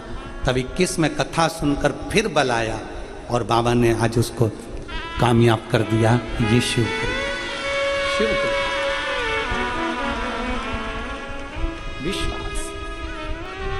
खुद का मकान भी नहीं था, दूसरे के मकान में रहकर पढ़ लिया। विद्वत्ता, हारना नहीं है। मैं श्री शिवराज नांदेड़कर जी को धन्यवाद देता हूँ। नांदेड़कर जी अपने और कई जगह पर कथाएं होती हैं, कहीं कुछ कहीं कुछ कहीं कुछ चलता रहता है, पर किसी से कोई धन ना लेकर, कोई धन नहीं, बिठाया भी, व्यवस्थित कथा भी हुई और सबने दिल से सुना भी, सबने दिल से सुना। मैं नांदेड़कर जी की धर्मपत्नी और उनकी माता जी को, उनकी बहनों को भी धन्यवाद दूं इस बात के लिए कि हमारे लिए, बाबा भोलेनाथ जी के लिए, ठाकुर जी के लिए जो भोजन बनता था वो नांदेड़कर जी की धर्मपत्नी, उनकी बहनें और उनके परिवार के जो भी माताएं थी वो बनाती, और बड़े प्रेम से शिव जी का गुणगान करते करते भजन चल रहा है और भोजन बन रहा है, भजन चल रहा है और भोजन बन रहा है। ये प्रत्येक घर में होना चाहिए, केवल गुरु महाराज के लिए या सियोर वाले महाराज के लिए नहीं, अपने घर का नियम बना। भोजन बनाते बनाते श्री शिवाय नमस्तु, श्री शिवाय नमस्तु, श्री शिवाय नमस्तु, श्री शिवाय नमस्तु। कहीं सत्संग का फल मिल जाए। उत्पल विदल को समझा रहे हैं, विदल मानने को तैयार नहीं, पर साथ कैसे छोड़ दे भाइये?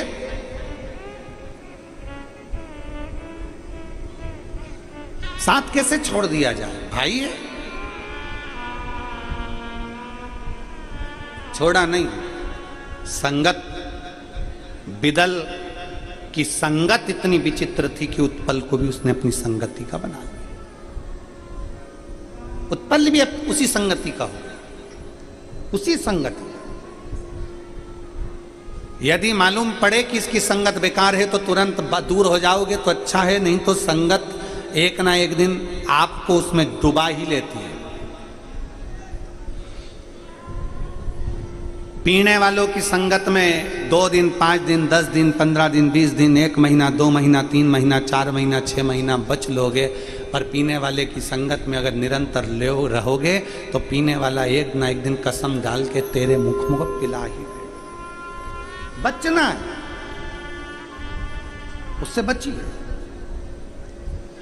जुए खेलने वाले की संगत से दूर रहिए, साथ बैठोगे तो एक ना एक दिन गलत काम कर ही लो।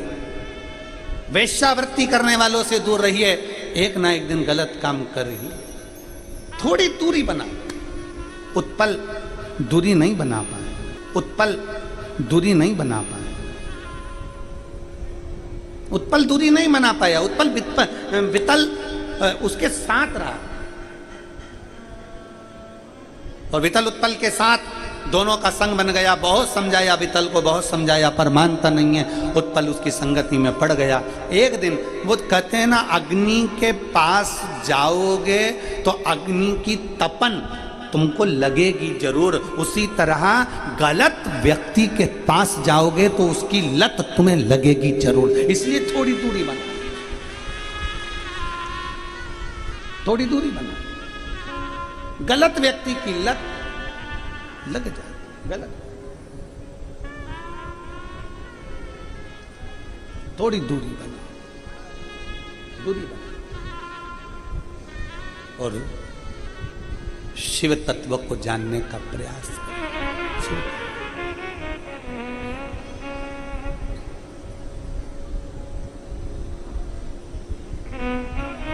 मैंने तेरे ही भरोसे बाबा, तेरे ही भरोसे हवा बिच उड़ती जावांगी बाबा,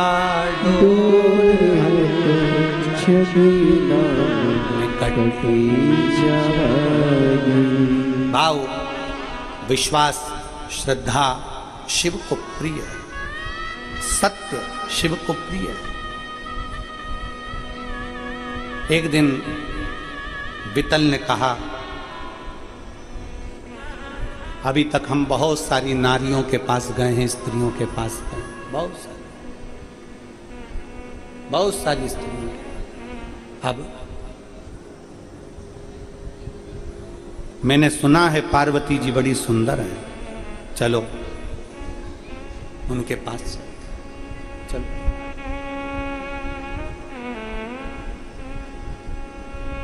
चलो उनके करीब चलो, ठीक है चलिए। अब देखिए, जिस मां ने संपूर्ण विश्व के भरण पोषण का भार लिया है, काशी कौन कौन गया है, जरा हाथ उठाइए, हाथ उठाओ जो काशी गए। सभी लोग गए हैं, रखो रखो रखो रखो, प्रणाम आपको, प्रणाम। उज्जैन जाओगे तो महाकाल मंदिर में पार्वती जी का दर्शन होगा। ओमकारेश्वर जाओगे तो ओमकारनाथ में माता पार्वती जी का दर्शन होगा। सोमनाथ जाओगे तो माता पार्वती जी का दर्शन होगा। प्रत्येक ज्योतिर्लिंग में जाइए, माता पार्वती जी का दर्शन होगा। केवल एक विश्वनाथ ऐसे हैं जहां पर पार्वती जी की जगह मां अन्नपूर्णा विराजमान है। मां अन्नपूर्णा बैठी, अन्नपूर्णा। जिसने संपूर्ण विश्व के भरण पोषण का भार ले रखा है, जिसने संपूर्ण विश्व के भरण पोषण का भार अपने पास रखा है, जिसके सामने स्वयं देवादिदेव महादेव भी भिक्षा पात्र लेकर जाते हैं, वो अन्नपूर्णा है, वो पार्वती हैं, वो मां जगत जननी जगदम्बा दुर्गा है। उन पार्वती पर गलत दृष्टि देना, उन माता पर गलत दृष्टि देना।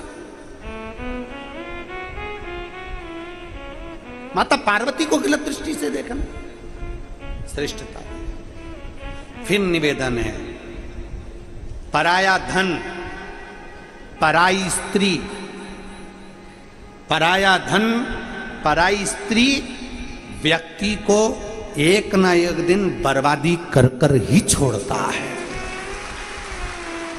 पराया धन, पराई स्त्री व्यक्ति को बर्बाद कर कर छोड़ती है। इसलिए किसी का पड़ा हुआ धन भी मिल जाए तो प्रयास करना कि वो धन उस तक पहुंच जाए। किसी का सोना चांदी मिल गया उस तक पहुंच जाए, किसी का पर्स मिल गया उस तक पहुंच जाए।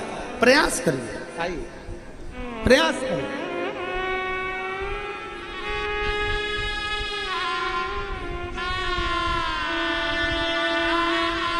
भाई को ब्रेन ट्यूमर हो गया था, वो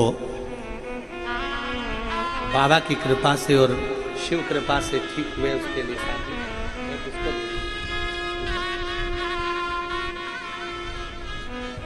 पराई स्त्री और पराया धन, दूरी बना लीजिए उससे, दूरी।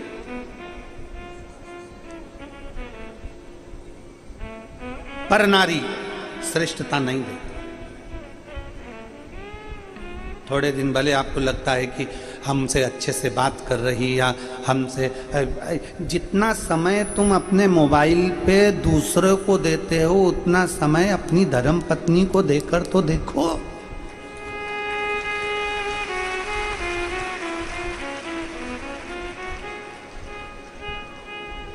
कितना विचित्र है।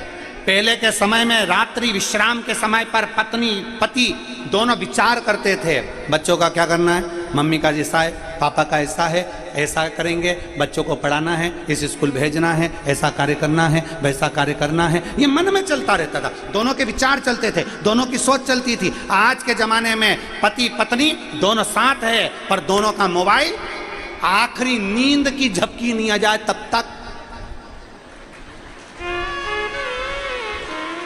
एक उधर एक इधर, अपना मोबाइल इधर से टेढ़ा करके वो उधर से टेढ़ा कर कर, दोनों मोबाइल चल रहे हैं, दोनों चल रहे हैं, दोनों मोबाइल चल रहा है। और बच्चे मम्मी मम्मी क्या है, गर्मी लग रही, पंखा चालू कर दे, तू चल ले, कर ले, जा तू कर।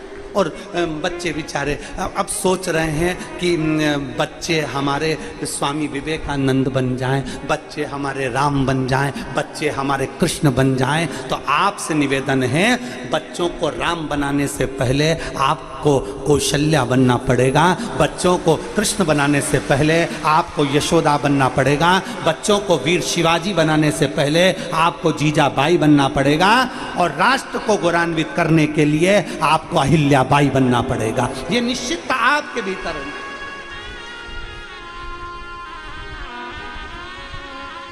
हम क्या दे रहे हैं अपने बच्चों को? समय कौन, माँ के पास समय नहीं, बाप के पास समय नहीं, और विचार करके बैठे हैं बुढ़ापे में औलाद हमको समय देगी। तुम कितना दे रहे हो?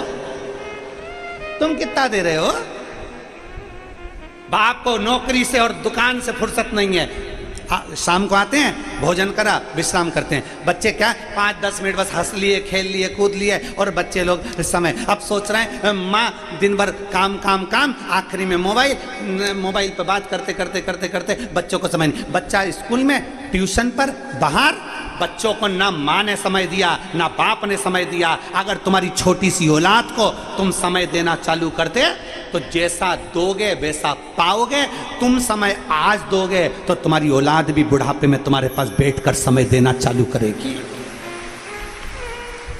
तुम समय नहीं दे रहे तो वो भी समय नहीं देगा, उसके पास भी समय नहीं है। तुम जैसे ही बच्चा पढ़ लिख के आगे बढ़ गया, अब माँ सोच रही है मेरा बाबू मेरे पास में बैठे, मेरा बेटा मेरे पास में बैठे, तो काय का समय देगा? तुमने दिया, तुमने अपनी औलाद को समय नहीं दिया। देओ अपने बच्चों को कम से कम 2 घंटा, 3 घंटा, 2.5 घंटा बाप को भी देना चाहिए और माँ को भी देना चाहिए। बिठाओ पास में, क्यों रे कैसा है बेटा? बढ़िया। पढ़ाई कैसी चल रही है बाबू? बढ़िया। बेटे के साथ थोड़ी देर बैठो, बातचीत करो। मोबाइल नहीं, मोबाइल बेटे का मोबाइल भी साइड में, तुम्हारा मोबाइल भी साइड में। थोड़ा सा देर बेटे के साथ बैठो, थोड़ा बेटे से मार्गदर्शन करो। कौन कौन तेरे दोस्त हैं, कैसे दोस्त हैं, क्या पढ़ाई कर रहे हैं, स्कूल गया था, कैसा रहा? छोटे से बच्चे से लेकर कॉलेज तक के बच्चे को अपने पास में बिठाने का प्रयास करो। तुम समय देना चालू करो। जब तुम्हारा बुढ़ापा आएगा तो तुम्हारी औलाद अलग से निकाल कर समय तुमको देगी। पिता के पास में बेटा आता है और पिताजी चिल्ला के दौड़ते हैं तो बेटा दूर। माँ के पास बेटा आया, अपने थोड़ी देर हंसी मजाक करने के लिए, माँ जरा सी देर में रूठ के गुप्पा फूल। बच्चे नहीं आए। दादी के पास जाते हैं तो दादी चिल्लाए, दादा के पास जाएं तो दादा चिल्लाए। बेचारा बच्चा मंदिर के घंटे की तरह बीच में लटक रहा है। थोड़ा समय दीजिए, अपने बच्चों को समय देना प्रारंभ करिए। थोड़ा मोबाइल को साइड कर दीजिए, थोड़ा मोबाइल को एक और कर दीजिए। बच्चे पास में आए, थोड़ा साइड। पत्नी पति आपस में बात कर रहे हैं, मोबाइल थोड़ा साइड में। मोबाइल नहीं चाहिए उस समय। मोबाइल का यूज करो, हम मना नहीं करते, मोबाइल चलाओ, खूब चलाओ, तुम्हारी मर्जी पड़े। हम मना भी कर देंगे तो तुम कौन सा हमारा कहना मानने वाले? तुम तो अपनी मर्जी की करोगे। फिर वही वाली बात आ गई, जो समझे नहीं आपसे वो समझे नहीं किसी के बाप से। तो तुम समझो तो ठीक है, हमारा तो कहना काम है, आगे मर्जी तुम्हारी। आग लगे बस्ती में, समझ। सियोर वाले महाराज का क्या है, आज कथा यहाँ कहकर चले जाएगा। तुम सुधर गए तो ठीक, या तो सुधर जाओ नहीं तो सिधर जाओ, दोनों से मन तुम्हारा। समय दीजिए। शिव जी को क्या दे रही हो? यहां पर, यहां बैठे हो आप लोग, लाखों की संख्या में बैठे हो, टीवी के सामने बैठे हो, मोबाइल के सामने बैठे हो, क्या दे रहे हो शंकर भगवान को? अंबर, पीतांबर, धन, दौलत, 56 भोग। भगवान को क्या दे रहे हो? बोलो बोलो, क्या दिया तुमने शंकर भगवान को? 7 दिन की कथा में तुमने शिव जी को समय दिया। इसलिए जब व्यक्ति वेंटिलेटर पर पड़ा होता है, आईसीयू में पड़ा होता है, तो डॉक्टर कहता है अब इसके पास समय नहीं है। तब तुम्हारा समय जो तुमने शिव पुराण को दिया, शंकर जी को एक लोटा चढ़ाने में समय दिया, तब शंकर भगवान अपना समय तुझको देते हैं, तब समय देते हैं। और फिर वही बात आ गई। अब क्या कहते हैं, महामृत्युंजय का पाठ करा लो, बेचारे के छोटे छोटे बच्चे हैं रे, बेचारा चले जाएगा। शंकर जी को याद कर लो, बेचारे के छोटे छोटे बच्चे हैं रे, बेचारा चले जाएगा। भगवान से प्रार्थना करते, भगवान थोड़ा सा और रख देते रे, उनके बच्चे छोटे हैं, शादी हो जाएगी, बच्चियों की शादी हो जाएगी, भगवान थोड़ा सा समय दे दो। अरे भगवान समय दे दो, भगवान थोड़ा सा समय दे दो। भगवान से केवल समय मांगते हैं। अपन ये नहीं कहते कि मरने वाले के लिए ए मर रहा है रे, इसको गुलाब जामुन खिला दो, ए मर रहा है रे, इसको समोसा खिला दो। नहीं, मरने वाले को समोसा और गुलाब जामुन की चाह नहीं, मरने वाले को तुम्हारे करोड़ों के धन की चाह नहीं। मरने वाले के लिए भगवान से प्रार्थना करी जाती है, इसको थोड़ा अच्छा रखना प्रभु, इसको अच्छा रखना, थोड़ा सा समय और दे देना प्रभु, बीमारी तो आई है पर समय देना। क्यों? भगवान शंकर कहते हैं तूने मुझे समय दिया है तो अंत समय में मैं तुझे समय दूंगा, कोई नहीं बचाएगा, तब शिव आए। अंत समय प्रभु, बोलो बोलो सब बोलो, अंत समय और वचन दिया तो निभाना पड़ेगा। आए ना आए प्रभु कुटुंब कभी ना, अंत समय प्रभु और वचन दिया तो निभाना पड़ेगा। अंत समय प्रभु, बस अंत समय परमात्मा को जो दिया है वो तुम्हें प्राप्त होगा, जो देते हो वो मिलेगा। समय दिया बच्चों को तो बच्चे भी बुढ़ापे में समय देंगे तुमको, नहीं तो तुम्हारा बुढ़ापा तो गया। मत दो समय, फिर अकेले कमरे में पड़ी रहना, फिर कहते रहना अपने पति से औलाद तो सुनी नहीं रही है, बहू तो सुनी नहीं रही है, तुमने समय नहीं दिया। थोड़ा सा समय दीजिए, थोड़ा सा समय। फिर निवेदन जो हमने पहले कथा में कहा, आज फिर कह रहे हैं। पहले की कथाओं में ये बात बोल चुके हैं, आज फिर कह रहे हैं। अच्छी कमाई हो रही हो ना तो मकान बना लो, अच्छी कमाई हो रही है तो 2-4 प्लाट लेके पटक दो, अच्छी कमाई हो रही हो तो पत्नी के जेवर बना दो, अच्छी कमाई हो रही हो तो गाड़ी बंगला सब करो। चलती नौकरी में, चलती कमाई में सब कुछ कर लो, आगे का क्या भरोसा।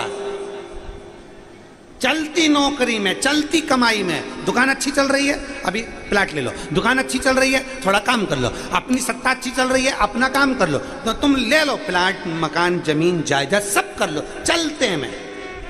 जब नहीं चलेगी तब पढ़। अब जैसे चलती दुकान में प्लाट ले लो, चलती नौकरी में मकान ले लो, जेवर बना लो, उसी तरह जब तक ये श्वास चल रही है तब तक शिव कथा सुन लो। बात का ठिकाना क्या है? क्या ठिकाना बात का? चलते में करो, चलते में। अभी फिर वही बात आ गई, जब तक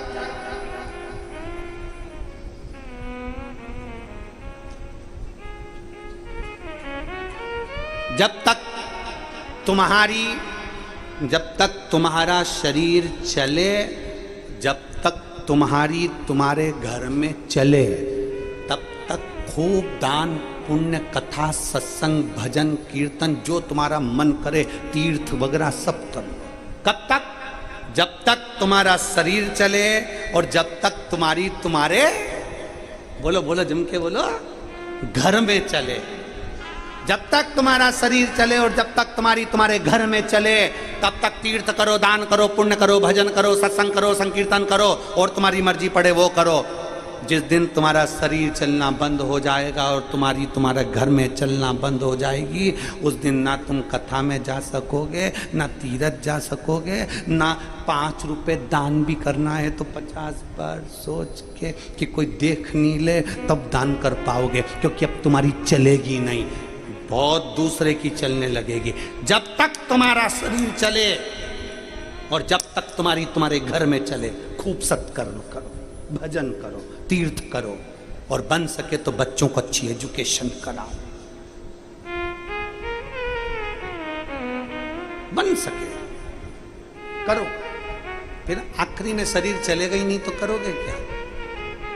कई बुजुर्ग माता हैं नांदेड़ में, कई बूढ़ी बूढ़ी माताएं टीवी पे कथा सुनती हैं, रोज कहती हैं अब मेरे को कथा में जाना है, पर घर के लोग कहते इतनी दूर तो गाड़ी खड़ी करना पड़ती है, पैदल चल के कथा तक जाना पड़ता है, भीड़ भी बहुत ज्यादा है।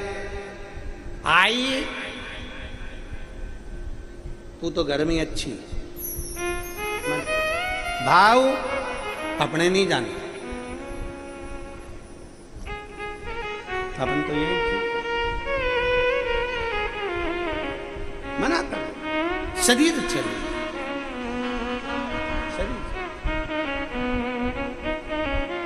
और जब शरीर चलता रहे तो उस समय पर खूब जाओ। अभी आपका शरीर चल रहा है तो आप कथा में आ गए, भीड़ में आ गए, कथा श्रवण कर ली, बाबा का दर्शन कर लिया, भूमि को नमन कर लिया, प्रणाम कर लिया, कंकर शंकर की धरा को, नांदेड़ की इस पवित्र भूमि को, जहां 7 दिन की शिवपुराण की कथा हुई, इस पवित्र भूमि को तुमने नमन कर लिया, आ गए, पहुंच गए।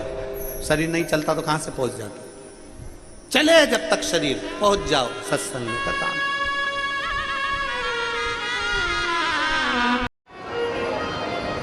अब आप में और हमें ये विचार करना है कि हमें ओमकारेश्वर से लेकर क्या जाए।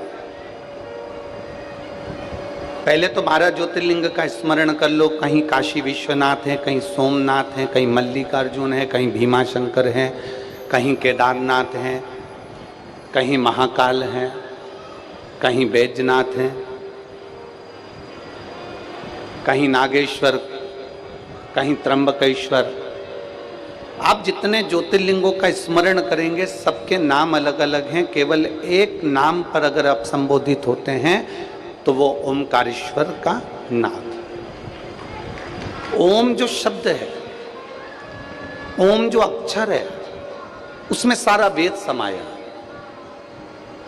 ओम में सारा वेद है, सारी पुराणे हैं, सारा शास्त्र है, सारा ज्ञान है, जल है, अग्नि है, तरंग है, वायु है, पृथ्वी है, आकाश है, जल है, सब कुछ ओम में है। 33 कोटि देवता सब ओम के अंतर्गत समाये हुए।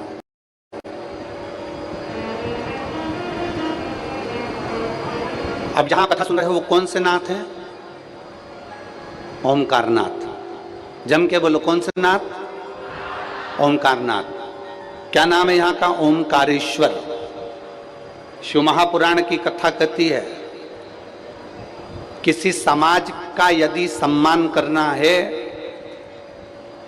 जैसे मान लो कोई साहू समाज है, ब्राह्मण समाज है, माहेश्वरी समाज है, अग्रवाल समाज है, मान लो कोई अन्य समाज है, कोई दर्जी समाज है, कोई ताम्रकार समाज है, कोई स्वर्णकार समाज है, किसी भी समाज का हमें सम्मान करना है तो क्या हम पूरी समाज के व्यक्ति को बुला बुला कर सम्मान करेंगे?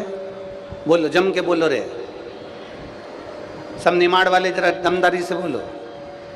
एक एक व्यक्ति को बुलाएंगे, सम्मान करेंगे? नहीं करेंगे। क्या करेंगे?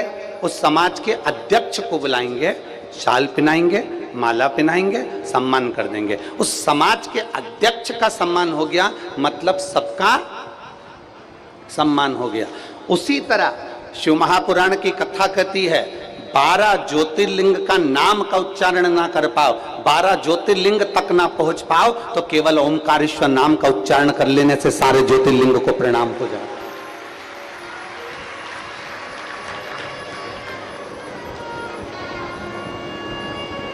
ओम के अंदर पृथ्वी भी है, अग्नि भी है, आकाश भी है, तलातल, रसातल, वायु, सब कुछ है।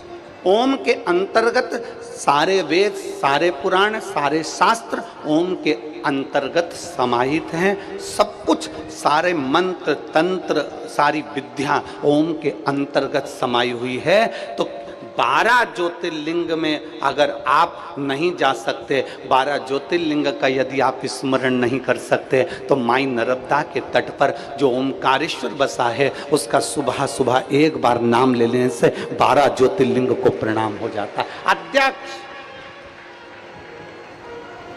ब्राह्मण समाज का अध्यक्ष ये है, तो महेश्वरी समाज का अध्यक्ष ये है, तो अग्रवाल समाज का अध्यक्ष ये है, तो अन्य समाज का अध्यक्ष ये है, तो पटेल समाज का अध्यक्ष ये है, तो वनी समाज का अध्यक्ष ये है,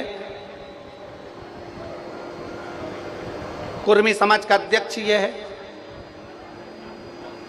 सारे समाज के अध्यक्ष को ढूंढोगे, उनको तुम साल श्रीफल उड़ाओगे तो पूरी समाज का सम्मान हो जाता है। उसी तरह 12 ज्योतिर्लिंग में से एक ज्योतिर्लिंग ओमकारेश्वर का मात्र स्मरण करो तो 12 ज्योतिर्लिंग का पुण्य फल हमारे खाते में आ जाता। अब जरा किस्मत देखिए तुम्हारी कितनी प्रबल किस्मत है। जिस ओमकारेश्वर का मात्र नाम लेने से 12 ज्योतिर्लिंग के अध्यक्ष के भाव से उनको प्रणाम होने पर पूरे 12 ज्योतिर्लिंग को नमन हो जाता है, तो तुम कितने किस्मत वाले हो रहे। जरा विचार तो करो कि 12 ज्योतिर्लिंग में से एक ज्योतिर्लिंग ओमकारेश्वर में बैठकर कथा सुन रहा है, बैठकर कथा सुन रहा है। ये भाग्य आपका। और शंभु शरणे पर मांगू घड़ी रे, दुख काटो दया करीने दर्शन आपो। शिव कथा कहती है आप जितना शिव को भजोगे, आप जितना शंकर का स्मरण करोगे, आप इतने लाखों की संख्या में आए हो, तुम जितने पंडाल में बैठे हो उससे ज्यादा रोड पर जितने पेड़ लगे हैं उनके पेड़ के नीचे लोग बैठे हैं। आप जितने पंडालों के अंदर बैठे हो, पंडालों से ज्यादा लोग रोड के ऊपर पेड़ों के नीचे बैठे हैं, दरी बिछा बिछा के, वृक्षों के नीचे। आप जो लाखों की संख्या में पहुंचे हो, आप यहां किसी से कुछ पाने के लिए नहीं आए। आप यहां केवल 7 दिन की शिव महापुराण में भगवान देवाधिदेव महादेव से अपने दिल की बात कहने के लिए आए हो, उसको अपना दुखड़ा, अपने मन की बात बताने के लिए आए हो। और बताओ, समाज की कितनी गतिविधियां होती है, समाज के अध्यक्ष को बताना पड़ता है। ओमकारेश्वर की कथा है, हमारा विश्वास कहता है अगर दिल से आपने 7 दिन की कथा सुन ली ना, और जो बाबा से झोली पसार कर इस कथा के मंडप में मांग लिया, ये विश्वास कहता है कि मेरा ओमकारेश्वर नाथ खाली नहीं भेजेगा। क्या मिलता है शंकर के मंदिर जाने से? क्या प्राप्त होता है शंकर के मंदिर में सफाई करने से? क्या मिलता है शिव जी के मंदिर में झाड़ू लगाने से? क्या मिलता है शंकर के मंदिर में सफाई करने से? एक कथा आती है नरसिंह पुराण की। नरसिंह पुराण की कथा में एक बहुरोमा नाम का दैत्य था। नरसिंह पुराण की कथा कहती है एक बहुरोमा नाम का एक दैत्य था, असुर था, राक्षस था। ये असुर नहीं था, ये पूर्व समय में एक चंद्रवंशी राजा था जिसका नाम जयध्वज था।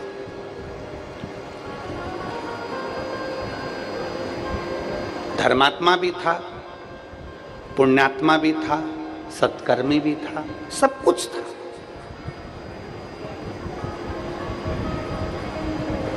जयध्वज चंद्रवंशी एक राजा था,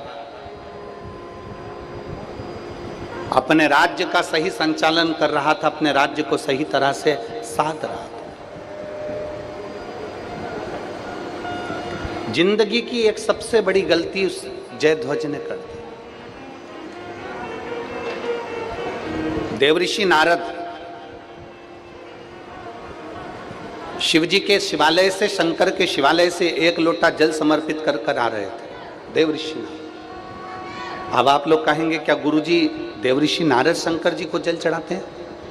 शिव महापुराण का एक एक शब्द अगर आप पढ़ेंगे, और आप हमारी वाणी पर भी अगर भरोसा ना करें तो गीता प्रेस गोरखपुर की शिव महापुराण की किताब लेकर आए, या फिर नरसिंह पुराण लेकर आए, लिंग पुराण लेकर आए, नर्मदा पुराण लेकर आए, उसका एक बार दिल से अध्ययन करना।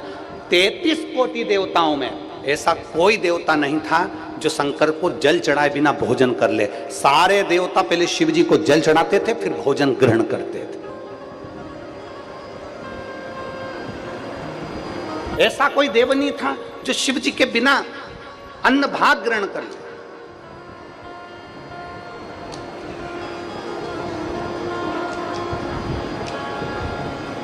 आप में से कितने लोग हैं जो शंकर जी के मंदिर में एक लोटा जल चढ़ाते? जरा हाथ उठाओ तो जरा। बहुत सारे। धर लो वापिस, धर लो, धर लो। बोल बम का नारा है, इतना धीमा बोलोगे तो कल्याण तुम्हारा है। अच्छे से बोलो, बोल बम का नारा है। हाँ, ऐसे बोला करो। अब पहले हम शुरू में तो सबसे बुलवाते थे, दोनों हाथ उठाकर बोलो हर हर। पहले हम ऐसा बुलवाते थे और हम कहते भी थे, दीन बंधु दयालु दया कीजिए, जो दोनों हाथ उठाकर हर हर महादेव नहीं बोले उसको उठा लीजिए। पहले हम ऐसा बोलते थे, तो लोगों ने हमको जैसे पत्र लिखकर भेजते हैं ऐसे पत्र लिखकर भेज दिया, गुरुजी हम आपकी कथा हेडफोन लगाकर गाड़ी पर चलते चलते सुनते हैं, और जब आप जैसे ही बोलते हो कि दीन बंधु दयालु दया कीजिए, जो हर हर महादेव नहीं बोले उसको उठा लीजिए, तो हमें गाड़ी खड़ी करना पड़ती है और दोनों हाथ से हर हर महादेव बोलना पड़ता है। जब हम चिल्लाकर हर हर महादेव बोलते हैं तो आसपास के गाड़ी वाले हमारे फोटो खींचते हैं, हमारा वीडियो बनाते हैं कि इसको क्या हो गया, कोई हवा मवा लग गई क्या इसको, है पागल वागल हो गया। अब वो हेडफोन तो लगा है और उसमें हम हर हर महादेव बोलें तो लोग उसका हमको देख के हंसते हैं। तो आपसे निवेदन है कि आप ये बोलना बंद कर दो। तब से हमने बंद कर दिया कि दीन बंधु दयालु दया कीजिए, जो हर हर महादेव नहीं बोले उसको उठा लीजिए। तब से हमने बंद कर दिया। हम तो एक ही चीज बोलते हैं अब, बोल बम का नारा है, सारी समस्या का हल, एक लोटा जल।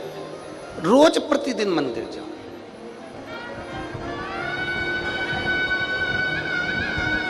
एक कोई देवता ऐसा नहीं था जो भगवान शंकर को जल चढ़ाए बिना भोजन कर ले। सबका नियम। और अगर अच्छे से पढ़ोगे रामचरितमानस तो रामचरितमानस में भी वर्णन है, जब तक राम जी महाराज प्रतिदिन एक शिवलिंग का निर्माण नहीं कर लेते, शंकर भगवान का एक शिवलिंग का निर्माण करते, उसके बाद मेरे राम जी महाराज पूजन करने के बाद, लोटा भर जल समर्पित करने के बाद फिर कंदमूल फल ग्रहण करते। ये शिव कृपा। और शंभु शरणे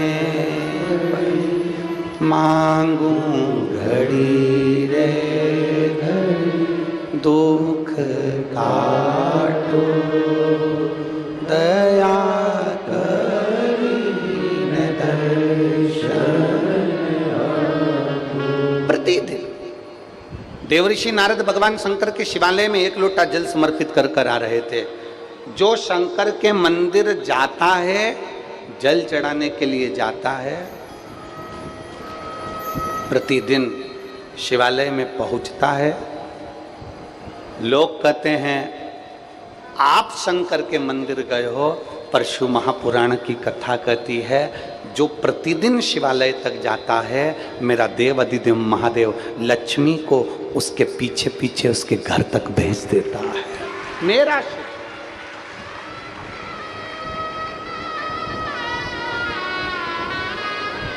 शायद इसीलिए एक पत्र है, देखिए,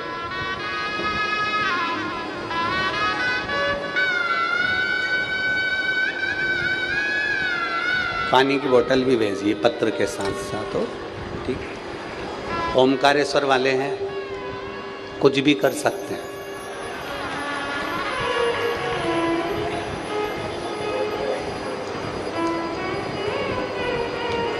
वो कहते हैं ना, जो डीपी के पास में होता है ना, उसको लाइट का टेंशन नहीं होता है।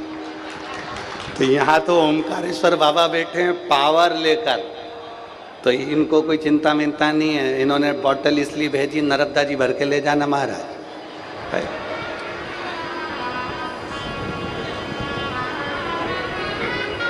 अच्छा, उन्होंने लिखा भी है, देखो, एक बॉटल आपके लिए लाई हूं, गर्मी बहुत तेज है, पानी पीते रहना।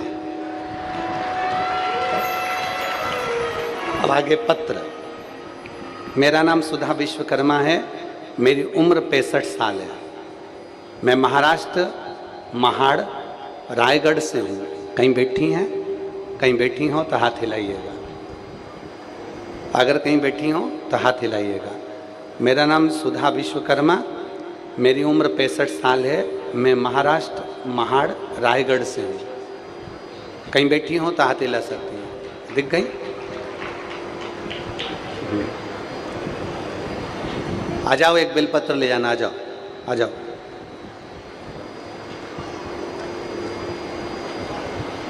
मैं 4 साल से आपकी कथा सुन रही हूँ। मैं बाबा की कृपा से सब अच्छा चल रहा था। मेरी बहू के एक गांठ हो गई थी। डॉक्टर से जांच कराने पे पता चला कि कैंसर की गांठ है,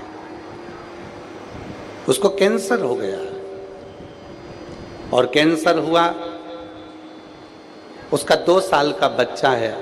हम बहुत घबरा गए थे। डॉक्टर ने ऑपरेशन के लिए कहा, और ऑपरेशन के लिए कहा तो हमने उसे ऑपरेशन का बोल भी दिया। ऑपरेशन हुआ, परंतु उसको आराम नहीं लगा। जब आराम नहीं लगा तो उसी दौरान हमने आपकी कथा को सुना और पशुपति व्रत किया। आंवले के वृक्ष वाला उपाय, 9:15 वाला उपाय करना प्रारंभ करा। जब उसको ऑपरेशन के बाद भी आराम नहीं लग पाया, फिर हमने शंकर की शरण ली और शिव भगवान से प्रार्थना कर 9:15 वाला उपाय और आंवले वाला उपाय करना प्रारंभ करा। और बाबा की ऐसी कृपा हुई कि आज मेरी बहू पूर्ण तरह से ठीक हो गई। मैं बाबा को प्रणाम करने के लिए यहाँ। एक शिव तत्व, एक शिव तत्व, एक शंकर ओघड़ी,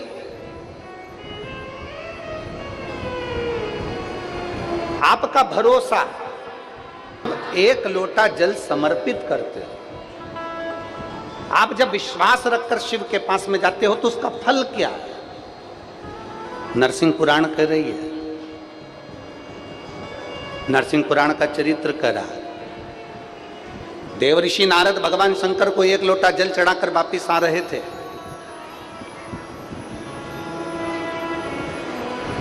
और चंद्रवंशी राजा जयध्वज बैठे हुए थे।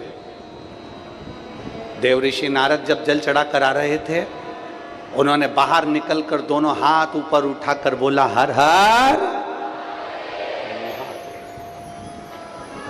अभी हमने कथा में कहा कि लोगों ने लेटर लिखकर भेजा था कि हम जब हाथ उठाकर हर हर महादेव कहते हैं तो लोग हंसते हैं। आग लगे बस्ती में, क्या किसको रोई है, चादर तान के सोई। के कहने वाला के तर।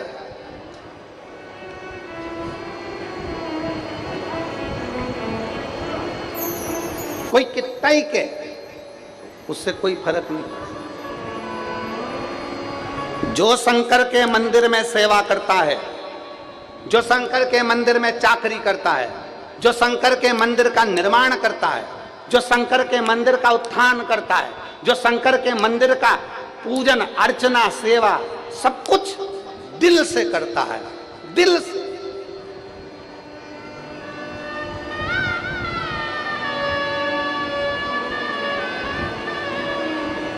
जो शंकर के मंदिर की अर्चना आराधना, आ जाओ,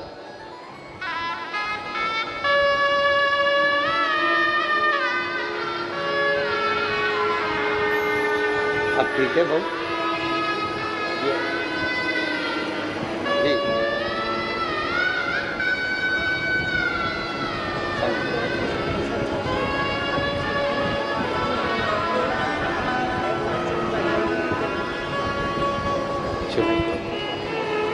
एक उसको दे देना तो काफी है।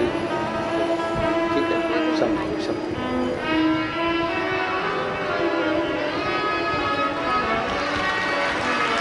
शिव तत्व है।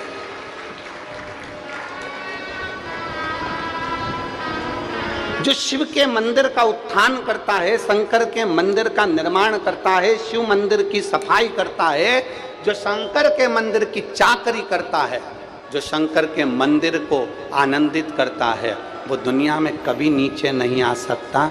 वो सिंहासन पर चढ़ता चले जाता है और आगे बढ़ता चले जाता है, उसको कोई नहीं उतार सकता।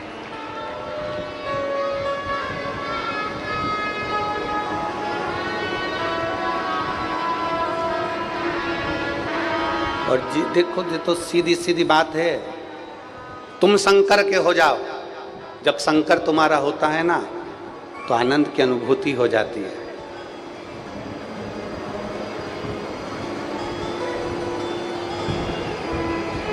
जिसने काशी के लिए सोचा, जिसने उज्जैन महाकाल के लिए विचार करा, जिसने ओमकारेश्वर के लिए विचार करा, जिसने केदारेश्वर के लिए विचार करा, जिसने शंकर के मंदिरों को सफाई करवाई, उसका निर्माण करवाया, उसका उत्थान करवाया, वो आज तीसरी बार कुर्सी पर बैठ गया।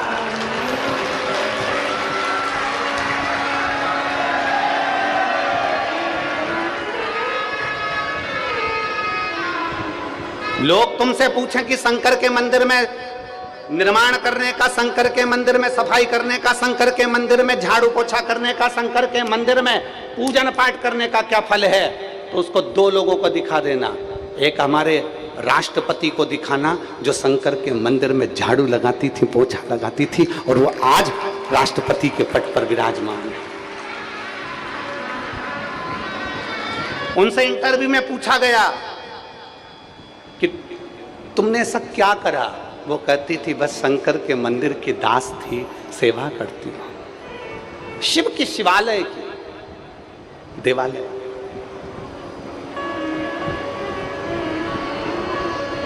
जय ध्वज।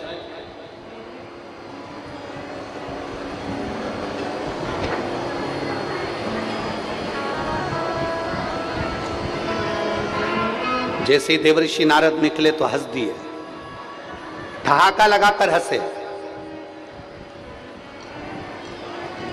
कोई धार्मिक आयोजन होना, कोई अच्छा आयोजन होना, और पूरे भारत के लोगों से कहना चाहूंगा, सीखना हो तो एक बार ओमकारेश्वर की इस पवित्र भूमि पर आकर देखना।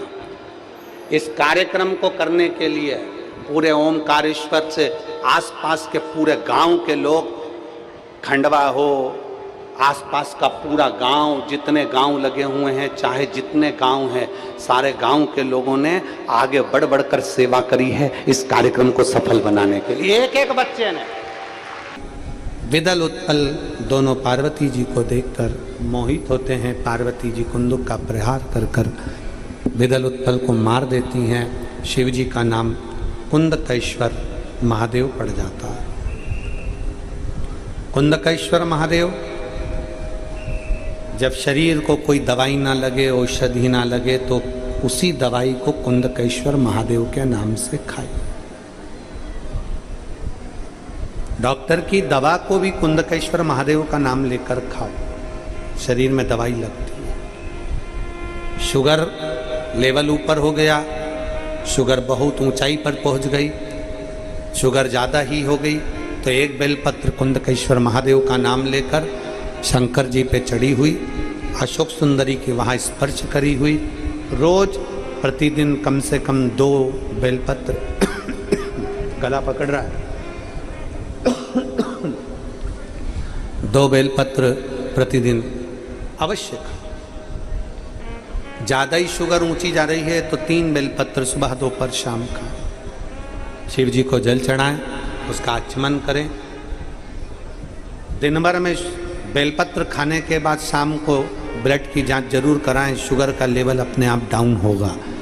शिव पर भरोसा कर कर कुंदकेश्वर महादेव का नाम लेकर अगर खाएंगे फल मिलेगा, फल प्राप्त होगा। आगे वर्णन आया 12 ज्योतिर्लिंग का। सोमनाथ जी में चंद्रदेव ने काया का रोग होने पर शिव की स्तुति कर कर काया के रोग से मुक्त हो। फिर वर्णन है मल्लिकार्जुन का। कार्तिकेय बाबा रुष्ट होकर गए और श्रीशैलम पर जाकर विराजमान हुए तो भगवान शंकर पार्वती ने उनको मनाया। फिर वर्णन आया है महाकाल बाबा का। दूषण नाम के राक्षस का संहार करा, भगवान शिव महाकाल बनकर विराजित हुए। अगला वर्णन है ओमकारेश्वर बाबा का। मां नर्मदा ने विंध्य के कहने पर ओम का नाद किया और शिव ओमकारेश्वर बनकर विराजमान हुए। अगला वर्णन है श्री केदारेश्वर का। नर नारायण तप कर कर भगवान शंकर को प्राप्त करें। भीमा शंकर कुंभकर्ण के बेटे भीम का संहार किया शिव जी ने और नाम भीमा शंकर पड़ा। फिर वर्णन आया है काशी विश्वनाथ का। मनु शत्रुपा के तप करने से शिव आनंद के साथ विराजमान हुए। वर्णन है त्र्यंबकेश्वर का। गौतम बाबा पर गौ हत्या का जब दोष लगा, गौतम बाबा की धर्म पत्नी माहिल्या जी ने भगवान शंकर, पार्वती, शिव, ब्रह्मा और विष्णु का स्मरण कर कर 3 शिवलिंग के रूप में विराजमान हुआ। अगला वर्णन है श्री वैद्यनाथ जी। त्र्यंबकेश्वर की भूमि पाप से मुक्त करती है। त्र्यंबकेश्वर की